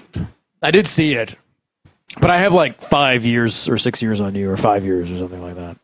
I'm turning 31 next month. Then I have 5 years on you, I guess. Yeah. That 5 years means a lot when you're a little kid, because that goes from like not remembering anything to like being a teenager. Basically, there's a lot of growth that happens in that 5 years. Yeah. Oh, yeah. I just remember, like, is it growing up that my older sister, really Reagan's like cocktail time, old people speak edition. I remember when I had a crush on Judy Tenuta and accordion. Well, I remember my older sister, one of my older sisters, being really into New Kids on the Block. I remember New Kids on the Block. I mean, Jesus, that was I was early 90s. I was in eighth. No, that was in early 90s. It was late 80s. No, that was early 90s. That was 1993 or 1994 because I was in 8th grade. And No. New Kids. And I remember MC Hammer and Too Legit to Quit. I can still do the the thing like what is it? It's like Too Legit to Quit. I can still do that with my hand because I did it so much when I was a little kid and I thought I was black. I didn't think I was black. I just had a lot of black. 1988. I had a lot of black. Like 1988. I just had a lot of black friends when I was growing up. I lived on a dead end in Jersey, so I had lots of black friends. One of my best friends growing up was a guy named Sharif. Oh yeah, you got the right stuff. 1988. Yeah, Sharif was great. Me and Sharif used to hang out all the time, and then we kind of like lost track. And I think he became a gangbanger for a while with a giant fro, and then we actually reconnected on Facebook, and we're Facebook friends now. Me and Sharif, we're like best friends. We were like 6 or 7 years old, and we found each other on Facebook. It's like, oh my god, it's Sharif. It's like, oh, it's Joseph. It's very funny. Is he okay now? No, he's no good. Longer a gangbanger. He's no longer a gang. I don't know if he was maybe he was a little bit of a gangbanger. I don't really know the entire story. I don't want to speak for Sharif. I wouldn't dare speak for Sharif in this juncture. But we were best friends. We used to hang out constantly, and it was really funny how we kind of like, reconnected through the Facebooks and stuff. But that's how I, do all my MC Hammer stuff and whatnot. Oh, I remember when friends. When all that shit was going on. Oh man, I feel really. It was a crazy time. It was a crazy time.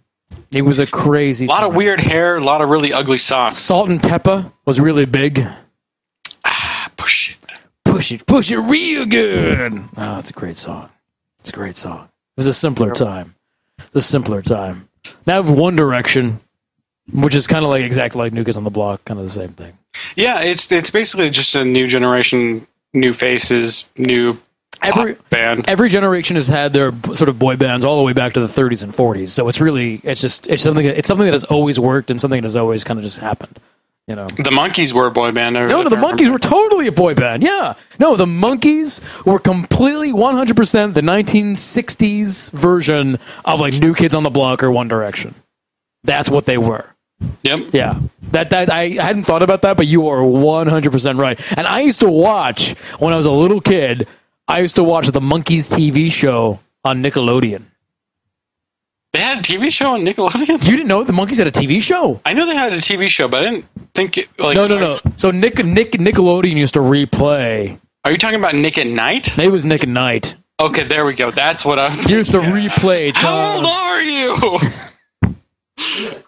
I'm 65 years old. I look good. My parents probably watched that shit. What the fuck? I killed the miracle of God in the Green Mile. I'm actually 85.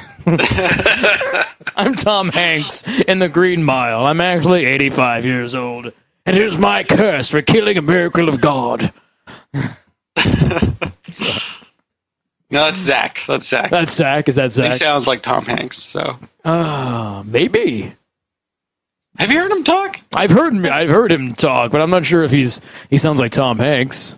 Oh yeah, I'd have to hear them together. Wait, Zach? yeah. No, he's our Alan Wake. That's another game I have to play through. Yeah. God damn it, Bob! I Like Shadow Complex. I never finished Alan Wake. I have all of it. I think I have Alan Wake. I got, you know what it is, Alan Wake. I get really tired of the combat. All the combat's the fucking same. Too much combat, and I'm dreading like the final boss fights that they just throw more dudes at you. That put your flashlight up and then shoot him, and put your flashlight up and shoot him. Oh man, but the fucking atmosphere in that game, man, especially when you're lost in the middle of the woods, Listen, when I hear ya. enemies could spawn at any fucking second. I hear you. But the combat there's too much combat, and it's too much the same. And you know what? And I feel like I sound like an asshole because I was just talking about how I want a new Gears of War, and a lot of the Gears of War combat's kind of the same. It's not like it's different. It's a nuance, you know. Like Gears of War, there's different cover you can take, different angles, you can flank enemies, and all that kind of stuff that keeps it interesting. With Alan Wake, all you're doing is putting your flashlight on dudes until they like do their little poofy sparkle thing, and then shooting them, and then dodging, and that's kind of it. And it happens a lot, and it happens all the time. And I just want Alan Wake just to fucking relax for a minute. Just relax. Like, the pacing is way too intense in Alan Wake. Like, relax and just, like, let the atmosphere and story happen a bit, you know? It's way too combat heavy for the type of game it is. You know what I want in Alan Wake? I want puzzle solving in Alan Wake. I want more puzzle solving and exploration in Alan Wake. There actually was a little bit of puzzle solving in a the later little chapters of the game. A little bit, but not enough. I want more puzzle solving and exploration and less combat in Alan Wake. I think it's way too combat heavy for the type of game it presents itself as. So, just me though. Just me. Hey, just me. You didn't play any of the DLC either, did you? Well, yeah, but from what I'm hearing, you know, More of the same? it's the DLC is really combat heavy. No, not at all. And in fact, there's quite a bit of puzzle solving that you have to do in there. Yeah, people were just saying There's an environmental puzzle it's this rotating building that you're having to walk through as it's turling like a fucking tilt-a-whirl or something like that. I don't know. Right. And you have to figure out what rooms to go into in order to get. Yeah, but you're talking about one puzzle. And there's also sections where words will appear in the world, and you have to shine your light on them and figure out which one you have No, we're losing Chris. to use in order to advance. There he is. I'm here. He's fine. I lost. I guess we're losing Joseph. Lost it for a second. I okay, there's two puzzles. I'm just saying, I had fun with that game. It's a really fucking good game, and I think you're giving it the short end of the stick. Maybe I am. Okay, 9:50. I want to hear some news. Give me some fucking news. Okay. All right. Well, Wait, I think I have news. Wait, hold on. Wait. I have news music. I thought I saw news music here. Did we want to talk about the... What happened? Why is it quiet? Talk about the what? Talk about the what? The new Shadows of Mordor? Oh yes. Let's talk about. Well, that's part of the. Can we say that's part of news? That's kind of... I mean, they released the new trailer today, which is why everybody's talking about it. Okay, let's talk about that. They showed off 8 minutes of gameplay. Yeah. I have not seen this yet. Well, let me just save it for you. It's Assassin's Creed. It is 95% Assassin's Creed with a hint of the Arkham series combat. So was Assassin's Creed. It looks a lot like Assassin's Creed. So what happened was... It's not just... It doesn't just look like Assassin's Creed. It's got gameplay mechanics like ripped straight out of it. Like the way the character moves, the way he interacts and climbs in the environment. Even like the rope, pulleys that would go between buildings in Assassin's Creed. Yeah, that's in there. So I know I read that one of the designers or coders of Assassin's Creed 2 went to his Twitter and actually said, "Hey, this looks like my code. What the fuck?" or something similar. I would not blame him because this is Assassin's Creed Mordor Edition. Well, if you looked at the video very closely, the guy is walking, and very much the gameplay section. He's walking, and there's a section of fence. It covers it's right in the middle of the screen, and he's walking towards the fence. He could easily go around it, but this one he like kind of juts over and then jumps over the fence, like just while he's still pressing forward. It looks like, and it feels like there's that kind of the traversal type mechanic of Assassin's Creed where you just kind of push a direction and then you climb and you do shit automatically. Like that seems like it's part of this game, just from what we've seen so far. Here's my question. Do you have to eavesdrop on any hobbits? No hobbits. Do you have to follow goblin-type creatures without them finding you or seeing you? They did demonstrate that. No. Okay, well, good. Yeah, so far, I would not be surprised. So far, I like it better than Assassin's Creed. Do you actually assassinate people? Yes. Okay, yes. Okay, well, that's not like Assassin's Creed at all. What are they talking about? Yeah, that's true. Well, the big thing like they're talking about is how the game evolves and you have nemesis. This idea of like there are enemies you'll keep running into, like depending on your actions in the game. And they build it up to be this big dynamic thing. I don't think it's that dynamic from what they've shown. It usually isn't.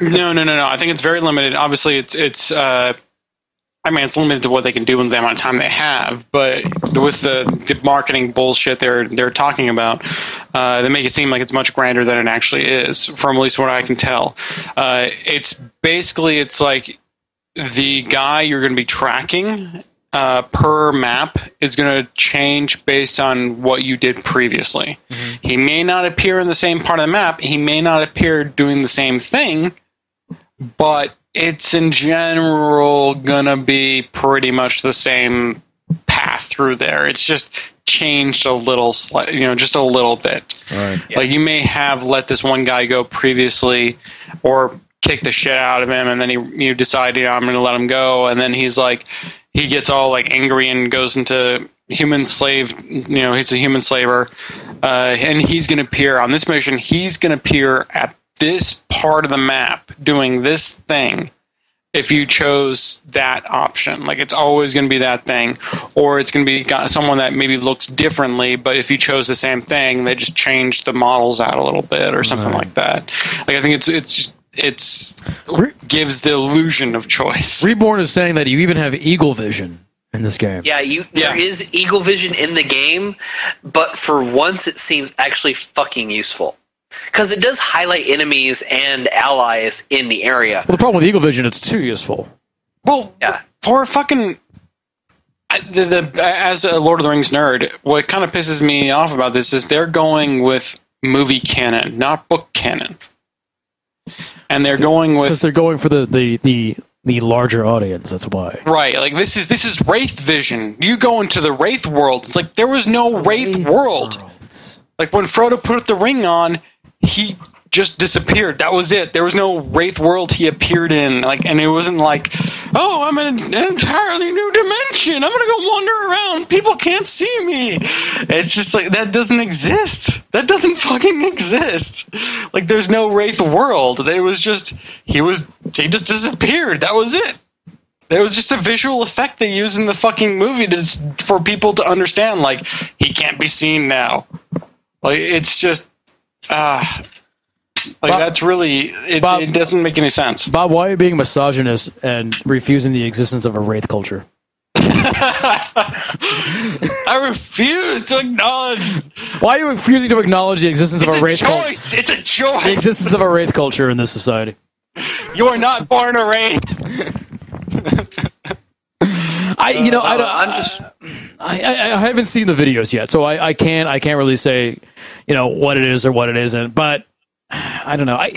You know me, I'm not a big fan of Assassin's Creed, but I'm not a big fan of Assassin's Creed for some very particular reasons. I have my own particular things I don't like about Assassin's Creed, and if this can be, Assassin's Creed without the shit that I don't like about Assassin's Creed, I can get into that. But then again, I'm not too happy about an Assassin's Creed copy just with a Lord of the Rings skin put on it either. Yeah, I don't see. I mean, all they really demonstrated was the Nemesis system and the combat. I'm not really getting a feel for like the overall scope of the game. I mean, it does display like, you know, the hierarchy of the troll and orc fucking armies, but I'm not really getting a sense for where the story is going to go. I'm not getting a sense for how open the level design is. From what they showed, it looks like it's mission based. Yeah, like it's just a mission map. God, I want a truly open world assassin game where all of your targets are doing stuff in the world all the time and just doing things, and you go in the world and you just need to do stuff. Basically, like an Elder Scrolls. Like you know what I want? Like an Elder Scrolls mixed with sort of a Hitman sort of thing with Assassin's Creed. Yeah.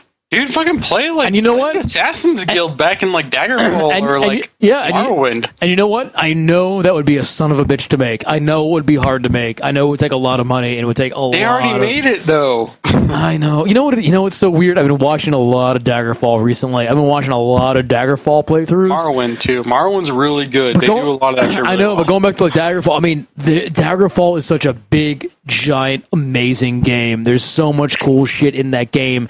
The fact that like everyone needs, if you're listening to this podcast, after this podcast, I want you to go to YouTube and watch some playthroughs of Daggerfall and really pay attention to the shit that happens in that game. Like, when you, there's fast travel in Daggerfall, but in Daggerfall, the fast travel, you have all these options. It's like, how do you want to travel? On the road? Not on the road? Do you want to camp at night? Where do you want to camp? In a town or in the forest? And all of your choices determine if you get into conflict or not, or how long it takes you. There's all of these options about how you want to travel.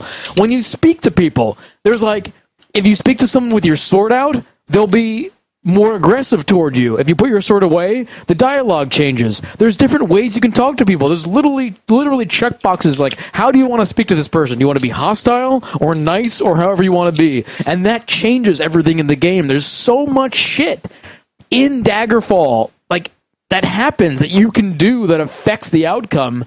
It's mind-boggling. It makes Skyrim seem trite in comparison. It makes Skyrim seem, you know, like completely graphic heavy, but hollow on the inside. And I love Skyrim, but next to a game like Daggerfall, it is fucking hollow inside. And I don't say that lightly. I mean, it is. I mean, just look at what they have, and this is not fucking streamlining. This is taking shit out. This is removing stuff because people can't handle it, or gamers don't want that many options or whatever. Or since like people are on a console primarily, or used to be primarily, like they don't want these options or can't handle these options. It's really weird. But it's like there's so much shit in Daggerfall. It's amazing. It's unreal. And you're right, Bob. I mean, it's like I want more of that kind of stuff. And I know I haven't gone back and played Morrowind. I've actually played more Daggerfall than I've played of Morrowind. And I need to go back and get a copy of Morrowind and mod it up with modern graphics and play. There's some good mods in there that'll make it look real good. Prideswine, I did 2 way back Wednesday with Daggerfall already. Look it up. Yes. I did too. There's some great... Look up ARM Arguments. ARM Arguments is one of my favorite clips ever. It's one of my most brilliant moments in the history of 4-Player Podcast. Daggerfall, ARM Arguments. But yeah, I mean, I don't know, man. I got to play more Morrowind. I really do. There is... I saw recently there was a new engine called... Oh, fuck, what is it? X something. It's a new engine, and they're taking old games and porting them to this new engine. And Dark Forces is on there, Blood is on there, and Daggerfall is on there. Chris, you're making noises. You know what I'm talking about? No, you're just making noises just to make noises. No, I'm a little buzzed right now. You're like, so I know. It's like I'm like there's because I was like, well, there's this engine called X engine or something, and you're like, oh yeah. Oh yeah. About your accent. Oh yeah. No, Koshiro. Oh, baby. Koshiro has it. It's Dagger XL, which is in development right now, which is going to upgrade Daggerfall with some new graphics and stuff. That apparently. But anyway, Isn't there like a Morrowind mod coming for Skyrim? I don't know. No, well, there's DLC for Skyrim, which is pretty much a Morrowind DLC. No, there's like a complete remake of Morrowind coming for Skyrim. I don't know. Maybe. I would hope so. It's a community thing. I think I saw a video the other day. That would be great. That would be as long as they keep everything. Keep all the stuff inside. Keep it all inside. Don't streamline it. Don't take anything out. Just fucking do it. I really hope Fallout 4 does not go the way of Skyrim. I might want my big. Let me lay this out. Let me lay this out. Let me just get it out of here. My big worry. Hold on, let me take a drink. That's the stuff. My big worry at this moment is that Fallout 4 is getting the streamlined treatment that Skyrim got, that the Elder Scrolls series got. That when we went from Oblivion to Skyrim, they're like, you don't need all these skills. Intelligence and wisdom? Why are they the same thing? That kills me. When they said, like, intelligence and wisdom are not the same thing, and any RPG or D&D player worth his salt knows they're not the same thing. And when you say, why are they the same thing, that makes me want to shove a carrot in my dick and then stick it in a rabbit hole. It really does. And the carrot, like as a plugged dick? Like take a dick, take my carrot, take a carrot and shove it all the way in my urethra, and then lay down on the ground with my dick dangling in a rabbit hole. That's what it makes me want to do. Because, God damn it, who says that? Who comes out and says, intelligence and wisdom, we just made them the same thing? They're not the same thing. They're obviously not the same thing. And for 30 years, people who've been playing Dungeons and Dragons have known they're not the same thing. And they're not the same thing. And stop making them the same goddamn thing. Because they're not the same goddamn thing. Don't take out perception. Don't remove perception. Why would you remove perception? If you remove perception, it fucks up everything else. It fucks up everything else. Why would you remove perception as a skill? That's fucking retarded. Fucking would retarded. Would you be fine with them just basing it off Fallout 3, just letting that be the standard and going forward? Yes, I'd be fine with that. That's my fear. My fear is that Fallout 4 is going to be streamlined like Skyrim.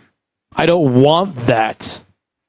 The idea is the fact that, these are RPG players who like these games, and they like their shit, and it makes sense for there to be different types of skill sets. They're there for a reason. MGS2 Master, I'm glad you like my ripped up headphones. I'm glad you like my ripped up headphones. And if you do not like my ripped up headphones, you can buy me a new pair. Donate. You are completely welcome to buy me new headphones if you're being snarky. MGS2 Master has been very snarky over this past week. I'm going to call out MGS2 Master.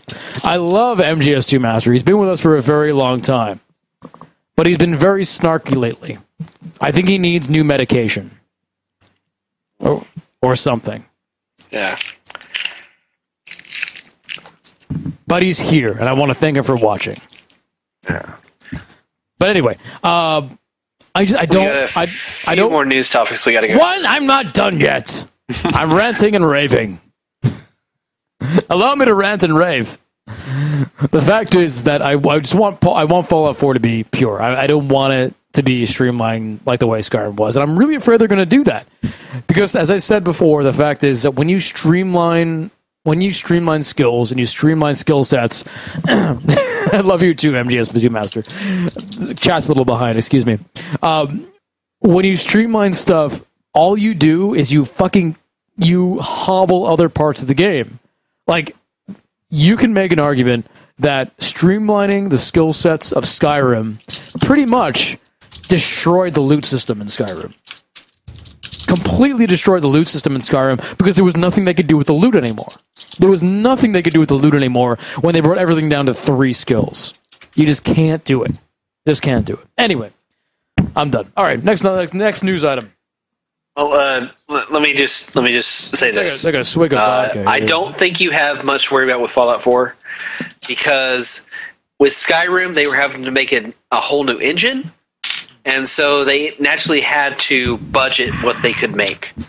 But they're not having to make an engine this time around, so I think that they might be able to allow a lot more room for stuff. I just drank a lot of vodka. So is that what that sound was? Yeah, I was wondering what that was. I'm all right. So yeah, maybe not. They always do engine updates when they've new games. If you think of the difference in the engine from Oblivion to Fallout 3, it's a world of difference. You know what I mean? So it makes me excited for how the engine is going to look from Skyrim to Fallout 4 on new systems. I think it's going to be impressive. But Bethesda has to remember one thing. They cannot animate for shit. So stop putting the camera in goddamn third person. It ruins the entire fucking thing. I'm sorry. I love you, Bethesda. I love the animators that work there. I know you work hard. But you're not very good. I'm sorry. It's better. But putting shit in third person kills it. Doesn't need to be in third person. If it turned into a goddamn werewolf, it doesn't need to be in third person.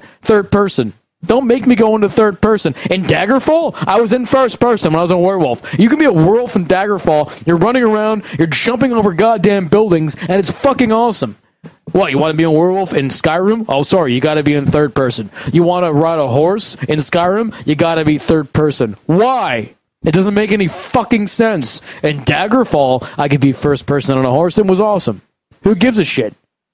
Do not put the shit in third person. Make it an option. If you got such a goddamn hard-on for third person, if all you want to do is get a giant wall and paint third person on it in spray paint and put a little hole and stick your dick in there for fucking 3 nights and 7 days, then fucking go for it. Do it all day if you want. But don't make me go into third person, okay?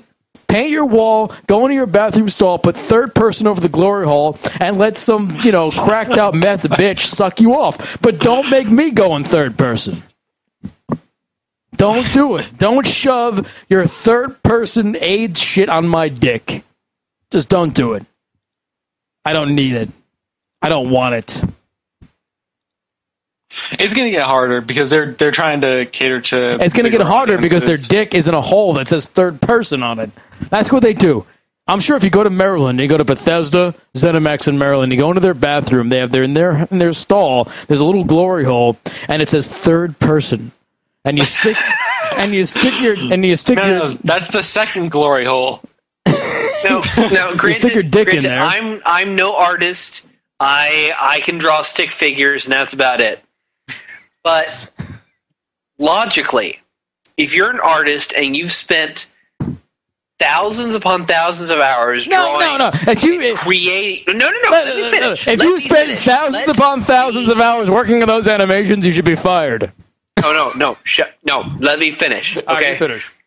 If I'm an artist and I've spent thousands upon thousands of hours of making hundreds of different types of armor, of weapons, of just designing just this plethora of content, and you're making this for a first-person game, and you don't allow or provide an opportunity for the audience to actually fucking see it in any instance other than just buying it at a fucking merchant, I'd be a little upset. I'm just saying. Third person, that's fine. That's fine. Okay? I don't have a problem with it. Let me ask you a question, Chris. Yes. You can ride a horse in Skyrim, right? Yes. How come no one else can? That's not an artist problem. That's an animator problem. Think about that. How come no one else can? In all of Skyrim, you're the only the Dragonborn can buy a horse and ride it. There are horse stables. There are horse stables everywhere. But you're the only one who can ride a horse, apparently. Because you're Dragonborn. Every horse stable is for you. Every single one. I bet you never thought about that before. A horse before. They just fucking built them because they're like, someone's gonna need it eventually. Think about that.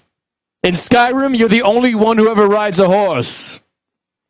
And there are horse stables everywhere. It's a problem. It's a problem. So we've got other news. Oh, okay. What's the other news?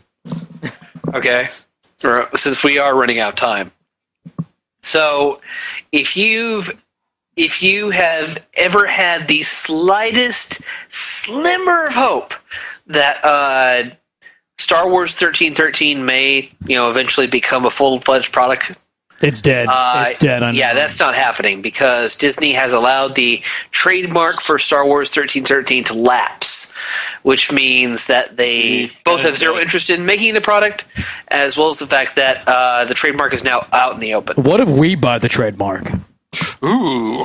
It's Are open. Are you gonna take Tetropolis and put the Star Wars 1313 No. This is going to be our Star Wars MOBA. Our Star Wars MOBA. You just hold on to that. Yeah. No, so what's really funny about that is, so it was E3 either last year or the year before that, and we got invited. 2012, last year. No, year before that. We got invited to see Star Wars 1313, and it was a really cool presentation. And they put us in this little box that was all Star Warsy, and we saw it. It was really cool. And, basically the fact it was a tech demo, that was what it was. But I loved the feel of it. It looked amazing. Like, basically, what I saw of Star Wars 1313 looked better than anything I've seen on the PS4 so far. I mean, it was that good. I mean, it was crisp and clear and really cool looking. And it's timing. It's the fact that they were in production, and then LucasArts got shut down. They got bought by Disney, and honestly, I don't think. You know what? I'm going to retract that. I was going to say, I don't think Disney wants to make anything that hardcore and adult. That's bullshit. Because Disney actually does make a lot of stuff that's kind of hardcore and adult. They have in the past. And in fact, Disney has connections to a lot of stuff in media that is pretty goddamn adult. They just don't talk about it. I can't give any examples at the moment, which makes me sound like a bullshitter, but maybe next show I'll bring them up. But it's true. I just think that Disney is still not really sure what they want to do with the video game space that they have. I think they're still exploring that whole thing, and I think something like Star Wars 1313 seemed a little too risky for them at the moment. I think what they're going to do is they're going to make stuff like Battlefront, which has a huge following already and has a huge clamor for already. I think DICE at EA was able to say to them, hey, look, you have an audience already for this. This is a safe bet, and they're good. I know they're talking about some more Clone Wars stuff that might happen. I think they're trying to be safe right now. Yeah, and any project that was really close to completion, like Tiny Death Star, is getting the green light. So 1313 was hardly in production at the time. We liked what we saw. We liked the idea of it, but it was hardly anywhere at the moment. So that's why I'm not surprised. That would have been a $50-100 million project, and Disney just didn't want to put money on it. Not right now. I mean, maybe in the future we'll see something like 1313. But, it's going to take a little while. Disney right now is trying to, they're trying to find their routes with the whole like Star Wars thing. So, I'm one of the people that I don't mind the Star Wars Disney merger. I think it's actually good for the series.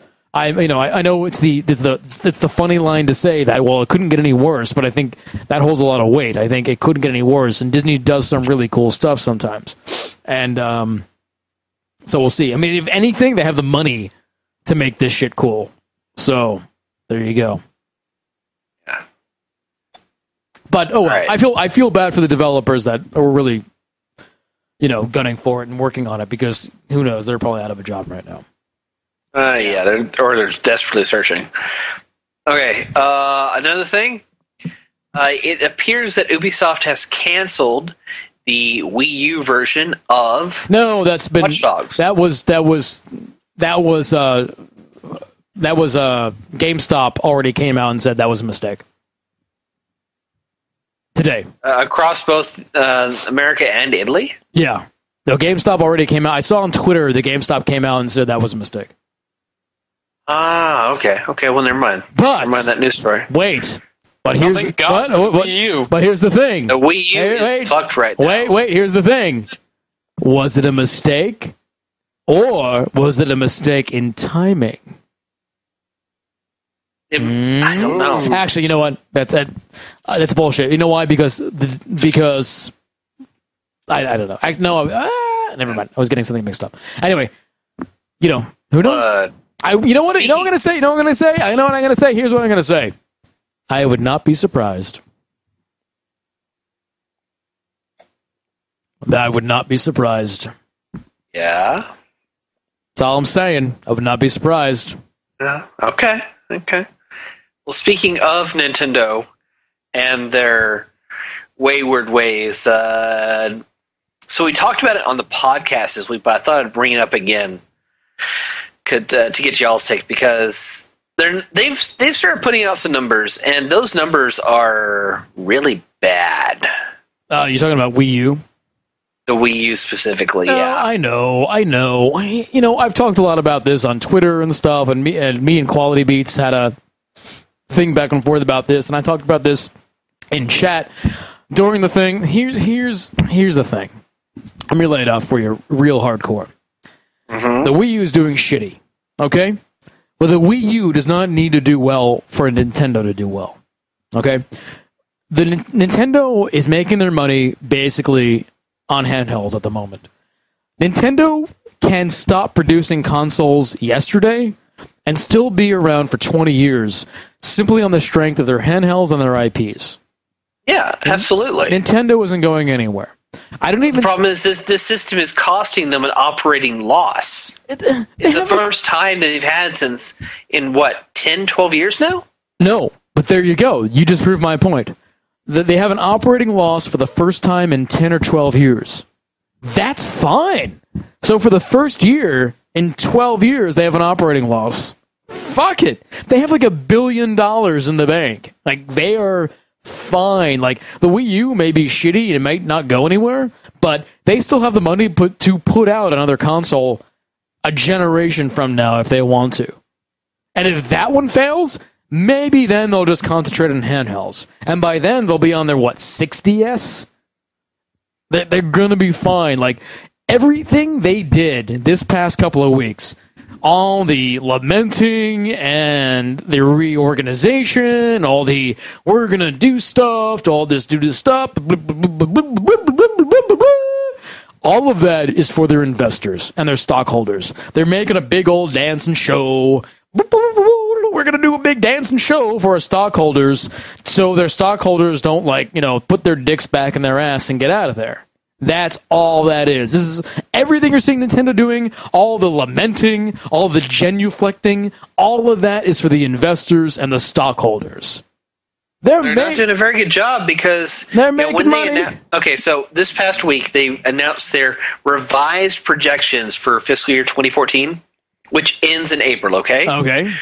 They originally predicted 9 million units sold. I know, 2.8. 2.8. It's downgraded to 2.8. Yes. But because of that announcement, their stock price went down as far as 18%. It closed the day down at 6%, which is minus $1.2 billion in market revenue. But what is it at now? It's not much. It's not at that number. It's low. What is the price of the stock right now? Can I look it up? If I can. I'm tipsy. Below whatever. That doesn't mean anything. What is the price right now? You can be below whatever all the time. Microsoft can be 6% below 1,000 a share. That's still goddamn good. Okay, it closed at 17. It's down to 16. $16 a share. Yeah. That's kind of low. that is a little low. It's going to be even worse this December at the end of the month when they announce the December sales numbers. I will say $16 a share is a little low. But they have this the worth of the IPs is what are we worried about here? Are we worried Nintendo's going to go away? They're going to go bankrupt? What are we worried about? What are we foundationally worried about here? Because Nintendo's not going anywhere. Like, if Nintendo went Sega, they could go Sega and still be around for 100 years. Fuck it. I'm not in saying 200 Nintendo. years, in 200 years, they'll make a new Magic the Gathering type of thing. They'll go back to cards. Fuck it. Cards are big now. Everyone loves cards, and that's Nintendo shit. Look, I'm not saying. All I'm saying is buy Nintendo stock right now because it's low and affordable. No. Wait until the end of the fiscal year when they announce their numbers, and then buy Nintendo stock. Wait. No. Buy it when it goes really low, and then when they go software and they start selling their IPs to everybody, and everyone and their fucking cousin is killing their sister to get Zelda on their system, that's when their stock's going to go way high. Yeah. High. That's what I'm saying. I'm not saying. Let me tell you something. Let me tell you something. 5, 10, Legend years. of I'm saying Legend of Zelda on the PS4. Holy shit, dude. I'm saying, yeah, they're learning from their mistakes with the Wii. They're finally realizing, hey, it was a fucking fluke, and we're not going to get that again with a console. I'm going to say something right now that's very important. I want you all to listen. Get closer. If you're not listening, I want you to sit down at your computer and put your ear as close to the speaker as you possibly can. Hold on. I need the drink first. Turn down your volume. No, I'm not going to scream. This is very, very important. Let's say, for sake of argument, that Nintendo, in 5 years, has to leave the hardware market. Okay? Let's say their IPs go on the open market. And who wants it? Correct? Okay. Nintendo is a Japanese company with roots in Japan. What other company has roots in Japan and has a larger install base in Japan and possibly a larger install base worldwide? I think there's a good argument. That a little bit I think there's a good argument to be made that if Nintendo wants to go software based, a lot of these IPs, Mario, Zelda, will probably go to Sony and the PlayStation 4. That's what I'm saying. That's what I'm saying right now. I know you would say that, Xbot. Of course you would say that. Completely multi-platform, because they would realize, sure, we can get more sales on a Sony platform, but if we put it on those sweets, fucking Xbox and a Sony, and we put it on fucking tablets and smartphones, holy shit, we can make a shit ton more money. That's just what an Xbot would say. Really? Fucking hate you. I swear to God, there's going to be one of these days in which you're going to envy me. Oh, it's going to be when Titanfall comes out. Yeah, I will. Until then, just laugh it up, motherfuckers. Because I'll be playing on my computer all uncomfortable, and you'll be on your nice couch, like, oh, this is nice. Oh yeah, the surround sounds pretty good. Yeah, I know, right? Oh man, no, but it's interesting. Nintendo's not going anywhere. I think they have one more console in them, honestly. Yeah, and there's actually been some rumors about that going around, but nobody can actually confirm it. Oh god, they have just put out the Wii U. They don't want to get rid of that yet. They have some good games coming out for the Wii U. They have some stuff coming down the pipe. Yeah. So we'll see how it goes. The fact is that here's the best argument for the Wii U, and it's an argument made, I think, by Brad Simons, and I think made by Jeff, and I think made by a couple other people on YouTube, which is that any game, or 90% of the games you get on Xbox One and PS4, you'll be able to get on PC. None of the games you can get on the Wii U will be on the PC, for the most part. Like, first-party Wii U games, like your Marios, your Zeldas, your Donkey Kongs, your Danky Kangs, all that shit. Your Bayonetta 2, that's all going to be exclusive to the Wii U. So that's your reason for getting it. And I understand that. I mean, that is a really fantastic, compelling final argument for the Wii U. And it's one of those arguments that make me want to get one. And I think if they have a significant price drop, Because right now they really need one. I will get a Wii U because I want to play the new Zeldas, the new Marios, and all that stuff. I haven't bought a Nintendo console since the N64. That's the last Nintendo console I bought. So I would like to get back on board that train, but they need to lower the price and make it, accessible for me. They need to announce a price drop to $199 by June. $200, I can do it. I'd do it for $200. Yeah, I would do it. What is it now? At $350? It's at $300. It's at $300 for $100 more. You can get a PS4. It's what I mean. It doesn't make sense. But for $200, fuck $200. That's like double an iPhone. Fuck it. Yeah, I mean you can make the argument that the PS3 is like what $200 now as well. The PS3 better get a price drop too. By the way. Yeah, it does. I mean, because the Xbox is $5. In some SKUs, it's $100. Yeah. The arcade, I think, is whatever it is, $100. So. All right, next item. Okay. Just when you think you couldn't port it one more time, Capcom found a way because they are re-porting Resident Evil 4 to the PC. It wasn't already? It was already on the PC in 2007. Why are they doing it again? Because it was evidently a janky motherfucker and was filled with bugs and glitches. Does Capcom have nothing else to do? Are they out of games? It's what Capcom does! Are they out of games? You have to realize this. So they're re-releasing it on Steam next month for $20. $20 for a game that came out in 2005. Capcom needs to stop doing that shit and get me Dragon's Dogma 2 for the next gen. It's called It's not the fucking HD Ultimate Edition. What?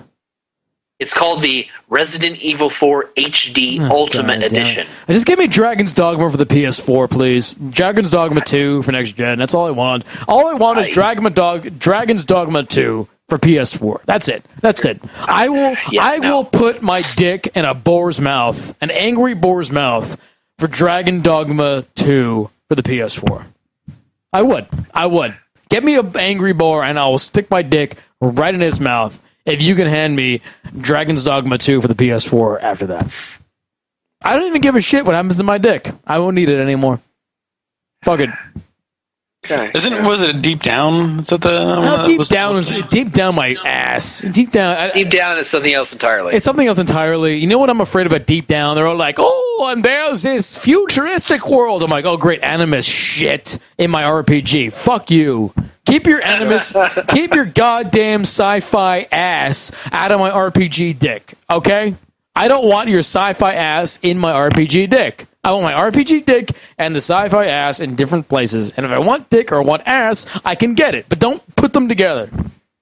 So you want your RPG if that makes me a bigot, I'm sorry. What? You want your RPG dick in a boar's mouth, though. That's right. I do want that. Okay. Just making sure that we know where it's going. Right. All right. And the last thing I really have is so this past week, or it's either this week or next week, Brothers: A Tale of Two Sons comes out on PS Plus for free. Mm-hmm. Which is a fantastic game. It was on a bunch of our Game of the Year lists. But the Starbreeze has announced their next project. Okay, and this one, they're letting very little slip by it about this, but it sounds fucking awesome. It's called Storm. Okay. I'm sorry, I'm laughing at the Danky Kang picture that MGS just put up. That's I want to make a game about Danky Kang. Danky Kang, yeah. Anyway, I'm sorry, what were you saying? It's the game is called Storm. Okay. It's very early in development. They're saying it's going to be a next gen only title. What is the Storm thing? Probably for release in 2015, maybe 2016. Okay. But the idea is that it's being co-developed with Overkill Software, the developers behind the Payday series, and is basically a cooperative Payday in space. In space. Yes. What's it called? Storm. Storm. There are no storms in space, though. Yeah, there are storms in space. Not really. There are. There are storms in space. So it's payday in... What does that mean? What does payday in space mean? That means you'll probably be pulling off like heists and space pirate bullshit. That doesn't mean anything, though. I mean, do I have a spaceship? It's set in space. I would have to assume so. But that tells me nothing. That tells me nothing. That tells me literally nothing. Like, oh, it's payday in space. That could be like payday with a space sky in it. Like, do I have a spaceship and I can go around and shoot down other spaceships and then board them and do all that kind of stuff? Like, that literally gives me no information. Have you played Payday? Yes. Payday in space gives me no information. Is that like payday with laser guns? You know what I'm saying? Like, that gives me no information. I don't know. I'm just saying. It's from Overkill Software, okay? It's being made by Starbreeze. It's a cooperative sci-fi FPS based around the Payday formula in space. So it's Payday, but with, like, Star Wars skin on it. You are just trying to push so many fucking buttons right now. No, that's what you're telling me! All right. That's what you're telling me. Oh, it's Payday, but it's in space. And I'm like, okay, so it's Payday with laser guns. How is that cool? I want to hang up on you so much right now. No, I'm not trying to be a dick. I'm trying to be realistic. I'm trying to cut through the bullshit. Like, how is Payday in... What does Payday in space mean? That doesn't mean anything. It's Payday in space. That doesn't mean anything. Payday in space is Payday with laser guns and guys in masks. That's what it means. And there's nothing wrong. That's fucking something to be excited for. That sounds like a mod. So That sounds like a mod, though. Payday Star Wars. That's what Frank said. He's really excited. Being made by Starbreeze What did they? cooperation with Overkill. Wait a second. What else has Starbreeze done? What else has Starbreeze done? I can't remember. You're asking that question? Yes, because I'm drunk, so I want to know. Okay. The Chronicles of Riddick. That's a good game. The Darkness. That's good. Yeah, sure. Okay. Yeah. Thank you. All right. Am I done here? No, because first-person shooters. Okay, great. So Payday in space. Brothers: A Tale of Two Sons. They did that? Yeah. Yes. Oh, well, they went from the darkness. That's how I opened this story. Well, I prefaced that. I wasn't paying attention at the beginning. So, but Payday in space still, that doesn't... You know what I want? I want... Here's what I want. I want Assassin's Creed Black Flag on the ship in space, and then when you board the spaceship, it becomes Payday in space. I want to go through the back and forth volley of FTL, but with the graphics of Black Flag, but in space, an Eve sort of thing. Fuck ton out of that and game. then you can teleport into the spaceship, and then it becomes Payday in space. That's what I want. I would love that game. Or And so would I. many of those ideas are possible within Star Citizen, by the way. You just take jobs and you have to go hit a Star space Citizen. station and get loot the space station and leave without getting caught. Bob, I think your girlfriend's having issues. I almost stepped on him. Oh, don't step I on feel him. bad. That's sad. She almost killed your red. You know what? Speaking of which, Star Citizen just reached $37 million. Yes, it did. How do I get on that team? Sorry, Bob. God damn it. No, not going anywhere. I'm not good. Believe me, I'm not good enough for Star Citizen just yet. I'm barely good enough for Tetropolis. That's why we're paying you what we are now. Yeah. We're all learning together. That's how it goes. You're not paying him anything. Nothing. It's all right. It's for the love. At least not yet. It's for the love. I've been doing good work though. I've been making lots of Making lots of stuff. I'm doing good. Making a whole lot of boxes and cubes. No, I'm making like that? no. My stuff is getting much better. Everything, every next thing I put in is much better than the last. So you've graduated to like round objects, like pipes and balls. I will kill you in a second. Hey, don't mock my fucking. Listen, I am making. I won't mock your fucking pipes and balls. I am submitting fully animated creatures and stuff at this point. Yeah, fully animated squares and lines and The squares are animated. Sure. they totally exhibit so much animation. They do. Yes. They do. They're happy. They really are. They're happy, and they look longing at things, and they get sad when they don't work up to the stuff that they do, and and then they get happy when you bring them things they want, and they do a little jitter. So just Bob, I had a question for you as far as Tetropolis. When are you going to feel confident enough in Joseph's work to actually let him work on triangles? Oh, that's how much you know. Game engines tessellate everything to triangles. Duh. Actually making the models for triangles and animating those. You gotta start the squares. He's done a couple of squares. He's pretty good at squares. He's good at squares. Tell you, Bob. Yeah, I think we're almost ready to graduate to more complex tetrahedrons. Yeah. Oh God. Oh, imagine the day that he gets to try out making a pentagon.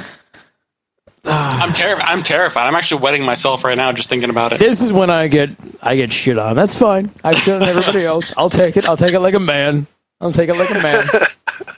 I'll show you all, motherfuckers. Well, when we're racing our Lamborghinis with Cliff Bleszinski and getting pulled over like Justin Bieber, you'll know. You know we made it. We made it to the big time. I'm a believer. The big game time. We're believers. We're all believers here. Let me tell you something, though. I kind of feel bad for Justin Bieber. I kind of do. He's been living in this world that isn't real. It's think about how we grew up, right? When we were like 9 years old. Think of yourself from 9 to 18 or 9 to 19, right? You don't know anything. Like, you were an asshole. Like, you were a sociopath. You were an idiot. Now imagine if during those formative years, you are basically like shoved on stage like a monkey to dance for people and given more money than you know what to do with. Like, that would fuck you up. That would totally fuck you up. Like, so one of my favorite celebrities in the world is Mike Tyson. I love Mike Tyson. I love Mike Tyson for a lot of reasons. I love how crazy he was when he was crazy. Like, he was super fucking crazy. And I love how, as he's gotten older, he's gotten retrospective about himself. And he has this amazing sense of self-awareness where he's like, I was totally fucked up. Like, I was an asshole. Like, I was a crazy motherfucker. And he talks about, and there's actually a documentary about him that came out that I really want to watch. And he actually came around here in Seattle during he's done the spoken word, like comedy spoken word thing, and I missed it. But he talks about how he's like, I was a 19-year-old gangbanger, like shithead, and someone handed me like $20 million, and I didn't know what to do with it. And no one ever told me how to act. And I kind of understand that. I totally kind of understand that. He came from nothing and was given all this money and fame and stuff and fucked it up. And he was a dick. I mean, there's a lot of evidence that says that, he probably, like, I'm sorry, like my stuff is all messed up. Like, he probably like beat his wife and all this stuff, was just a real asshole. But I mean, the fact is that, I mean, he was just kind of thrown in the lion's den, and it's kind of amazing. What were you talking about? I have no idea. I really don't know. How do we get a Mike Tyson? Justin Bieber. Oh yes, we were talking about Justin Bieber. That's right. So I mean, for me, like watching Mike Tyson and watching Mike Tyson stuff, I kind of understand where Justin Bieber is, and I kind of get where like Michael Jackson was. Like I love Michael Jackson. Like people don't know this about me, but I love Michael Jackson. I consider Michael Jackson the finest entertainer of our generation, of any generation of the past 20 years, in terms of like song and dance and all that kind of shit. But he was somebody who was completely fucked up by fame and power and money from a young age, and had no idea, like completely lost the sense of how to socialize, you know, and got into all sorts of trouble from that. So I kind of understand where the Justin Bieber and the Lindsay Lohan kind of stuff comes from. It's the fact is, you know, people who get money at a later age do very well compared to people who get money at a younger age. People who get money at a young, dumb age tend to burn out pretty goddamn fast.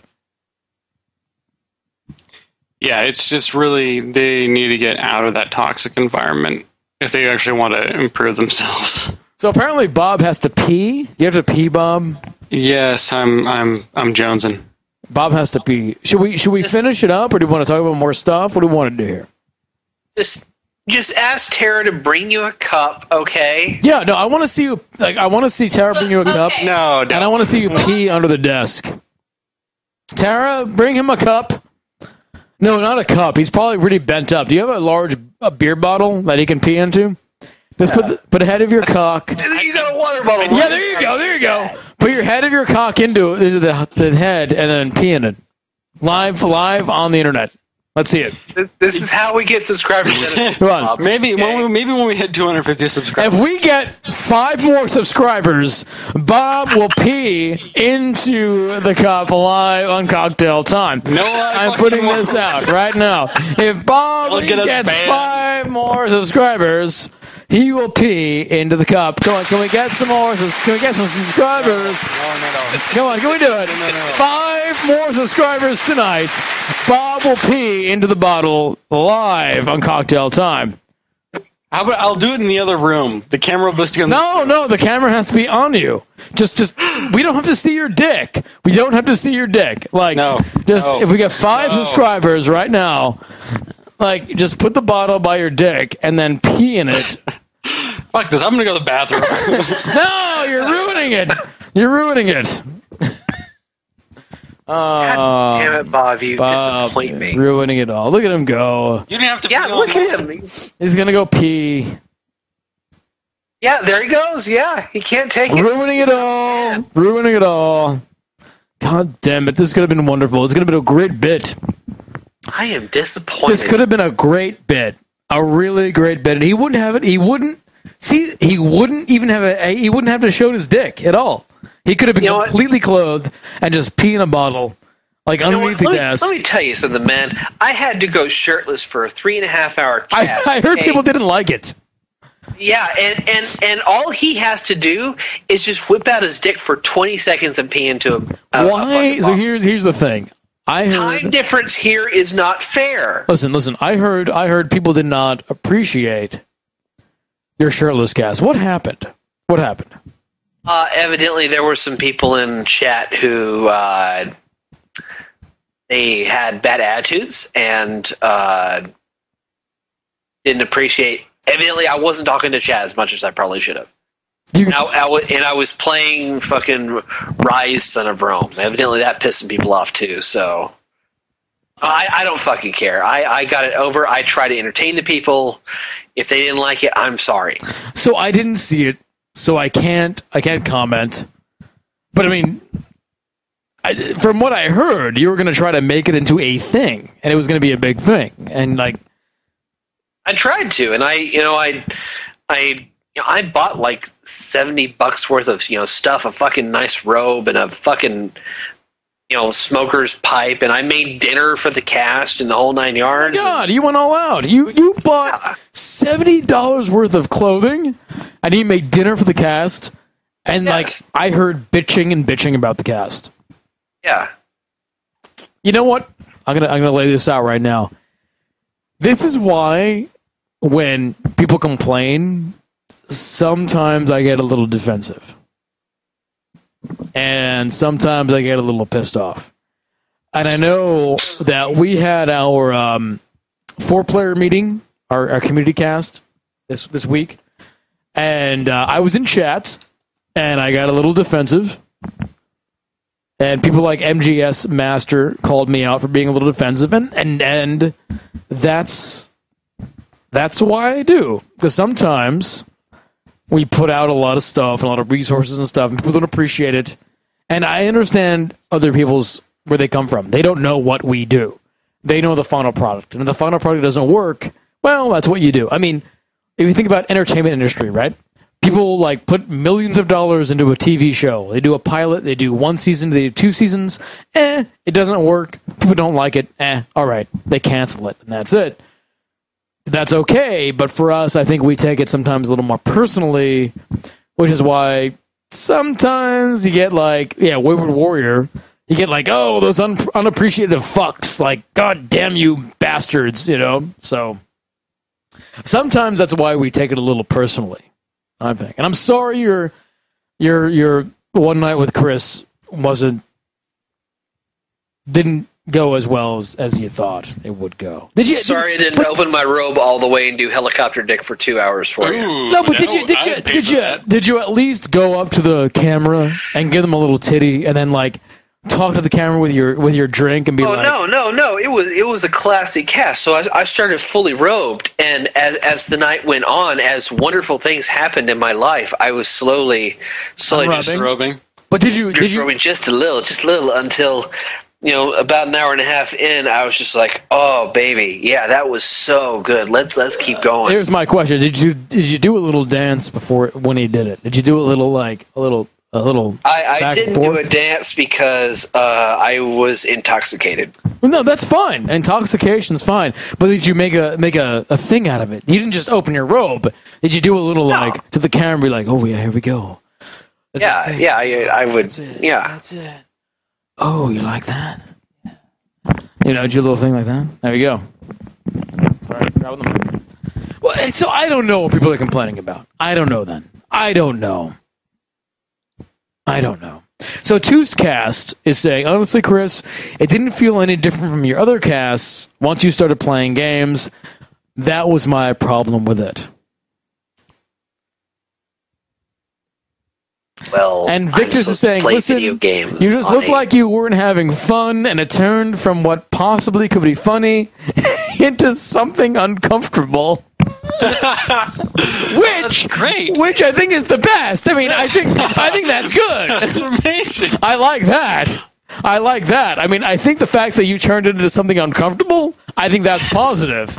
I think you should have gone more in that direction. I don't know if you know this right now, but now just as Bob got back, Poop My Pants just subscribed. Oh, all right. We're 4 away from Bob pissing in a bottle.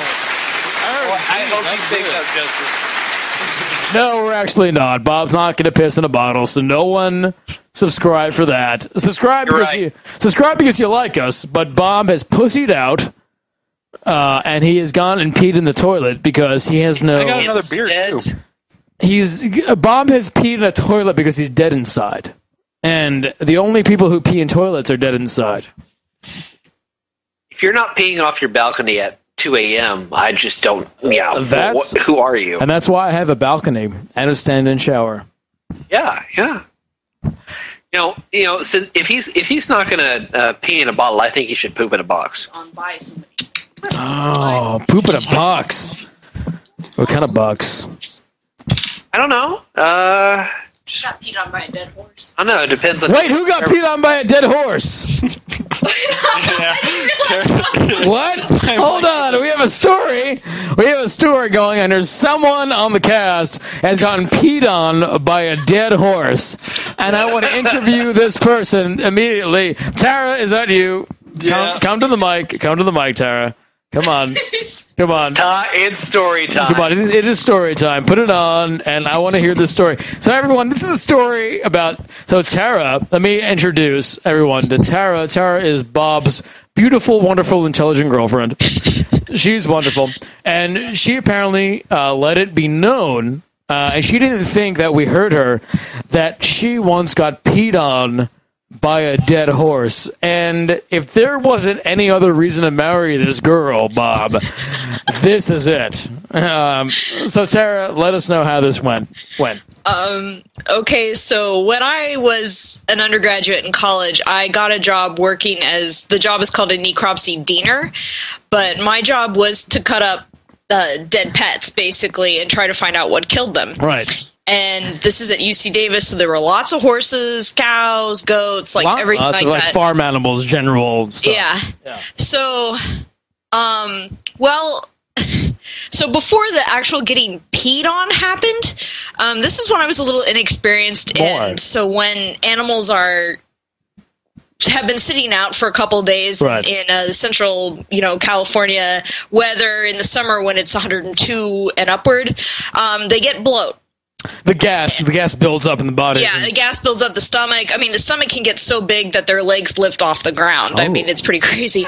So you gotta pin them and they blow up. Like, how does that? Yeah, no, they're have you seen the clip on YouTube of the balloon animals where they've got the little legs sticking off in directions? It's not quite that bad, but it sort of reminds me of that. I've seen videos of the guy poking the whale and the whale's stomach blows up. Yeah, that happened to me. That's where this story is going. Oh, okay, sorry. So I was opening up the animal, and I nicked the gut, and the gut blew, and all I remember is this, bang! This sharp bang, and then all of a sudden I was just a little wetter, and, looked down, and I had this perfect sheen of, gut stuff all over the front of me, and when I turned around there was an outline on the back of the wall from Looney Tunes.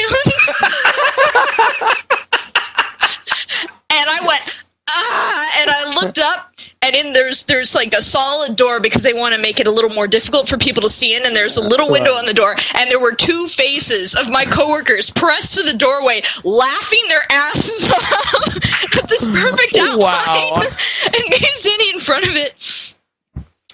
And then I got, I was opening them up a little further, and then... wait. So you're opening up a little further, so you didn't, run out and get clean.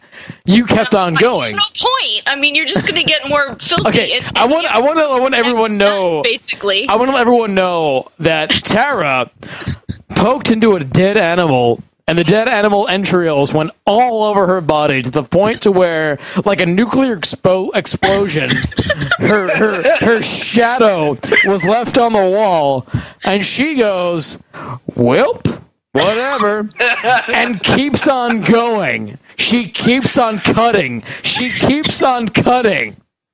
I don't want to draw judgment here, but we also just got another new subscriber, Giant Spear. Giant Spear, thank you very much.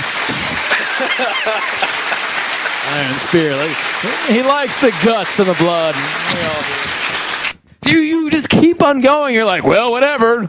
I'll just keep on cutting this bitch. But, so I'm going down, and at some point to get deeper in, you have to hang them from the ceiling from the hawk. Oh, sure, of so course. You wrap a chain around, and then you pull the pulley up and get them up. And as I was going, the bladder sits right up in This is for science. pelvic area. This is for science, and I everybody. nicked that fucker, and I got rained on by urine. By dead horse urine. By dead horse urine.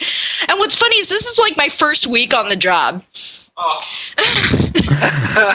How much? That's the story of how I got peed. That was not the first time I've been peed on by a dead horse, but that was. Oh, that's not the first time. It's not only that you got peed on by a dead horse, but first you were nucleared by the guts, and then peed on by the dead horse. I mean, this is not like I was peed on by a dead horse. That's just part of the story, like you said. I mean. At first, I was showered in horse gut and then peed on by dead horse piss. Oh my God! So, Bob, why have you not, married this woman yet? Is there a reason? It's coming. Because in the marriage vows, it is, I will stand by you through sickness and death. That is the bare foundation. I mean, that's That's no problem for this girl. It's like, you can add on, I will stand by you through sickness and death and whale guts being blown on you and dead horse piss being rained down on you. I mean, there's like all sorts of stuff you could add on. I think you're a shoo-in. Okay. Either A, our viewers love just the image of dead animals being dissected, or B, just women just being covered in guts and piss. But either way, we just got another new subscriber, Whistlebottom.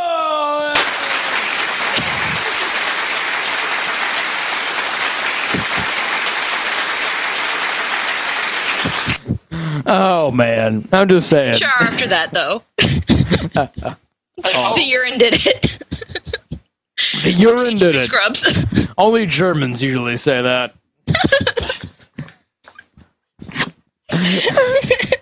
All right.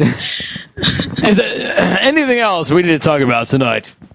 I think we need to have a meeting on this and figure out just what our subscriber demographic is. It doesn't seem to be video games anymore. It seems to be like dissecting animals and covering women in body fluids. Well, that's just kind of always how it goes. All right. Hold on. Oh, Jesus Christ. Anything else we know to talk about tonight?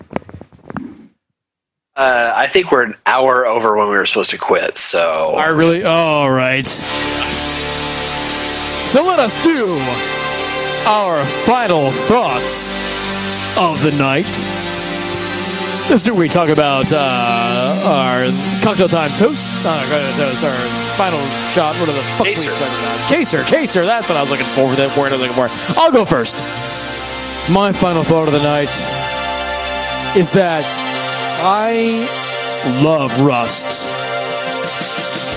I'm really liking Rust, and I finally have some guns, and I am going to kill you all. I am just gonna kill you all. If I see you in Rust, I'm going to kill you. I'm going to shoot you. I don't care what you have.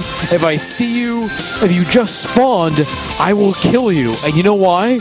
Because for the past 2 weeks, I have been killed this way. For the past 2 weeks, I have been killed and destroyed and burned and beaten. So now, I am the evil that has been put upon me. I am the evil that has been wrought upon me. And now I shall be that evil to wrought upon everyone else. And I can't wait to get Jeff and everyone else to wrought that evil with me. All right, Chris Davis. My final thought is that I'm going to finish this drink for the first time in the history of Cocktail Time.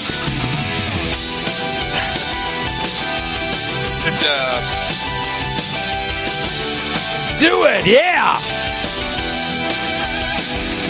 Oh, I found the rest of the alcohol. Do it, yeah! We like it. Yeah! Yeah! Oh. That's my final thought for this evening. All right, Bob! Well, my final thought, I actually bought Rust during the show, so I might actually have to try it now. Oh, you bought during the show? Yeah. Nice. God damn it. And also, I only have 1 week of work left. Yeah, you do. You have 1 week of work left, and then you're working full-time on the game? Yeah. And then, oh my god, dude, it's crazy. I'm nervous too for you and for us. We have a beautiful dream. In 1 week, actually, probably next time we have another Cocktail Time Live, we will know whether we've been accepted to PAX East. Oh my god, so next Cocktail Time Live, we will know if we got into PAX East or not. It's such an amazing show. Everyone has to turn in for next week's show because we'll know if we got into PAX East or not. It'll be wonderful or awful or, oh my god, it'll be a good show. We'll be drinking any direction. We'll be drinking either way. It'll be great. Oh, it'll be so great. All right, everybody. Thank you so much for coming out to Cocktail Time Live here at Four Player Network. Thank you, Bob. Thank you, Chris. We will see you next week. And next week we will know whether we are in PAX East or not for our game. I'm so nervous. We have so much work to do. I have so much work to do. My God. All right, everybody. Have a good night. See you next week.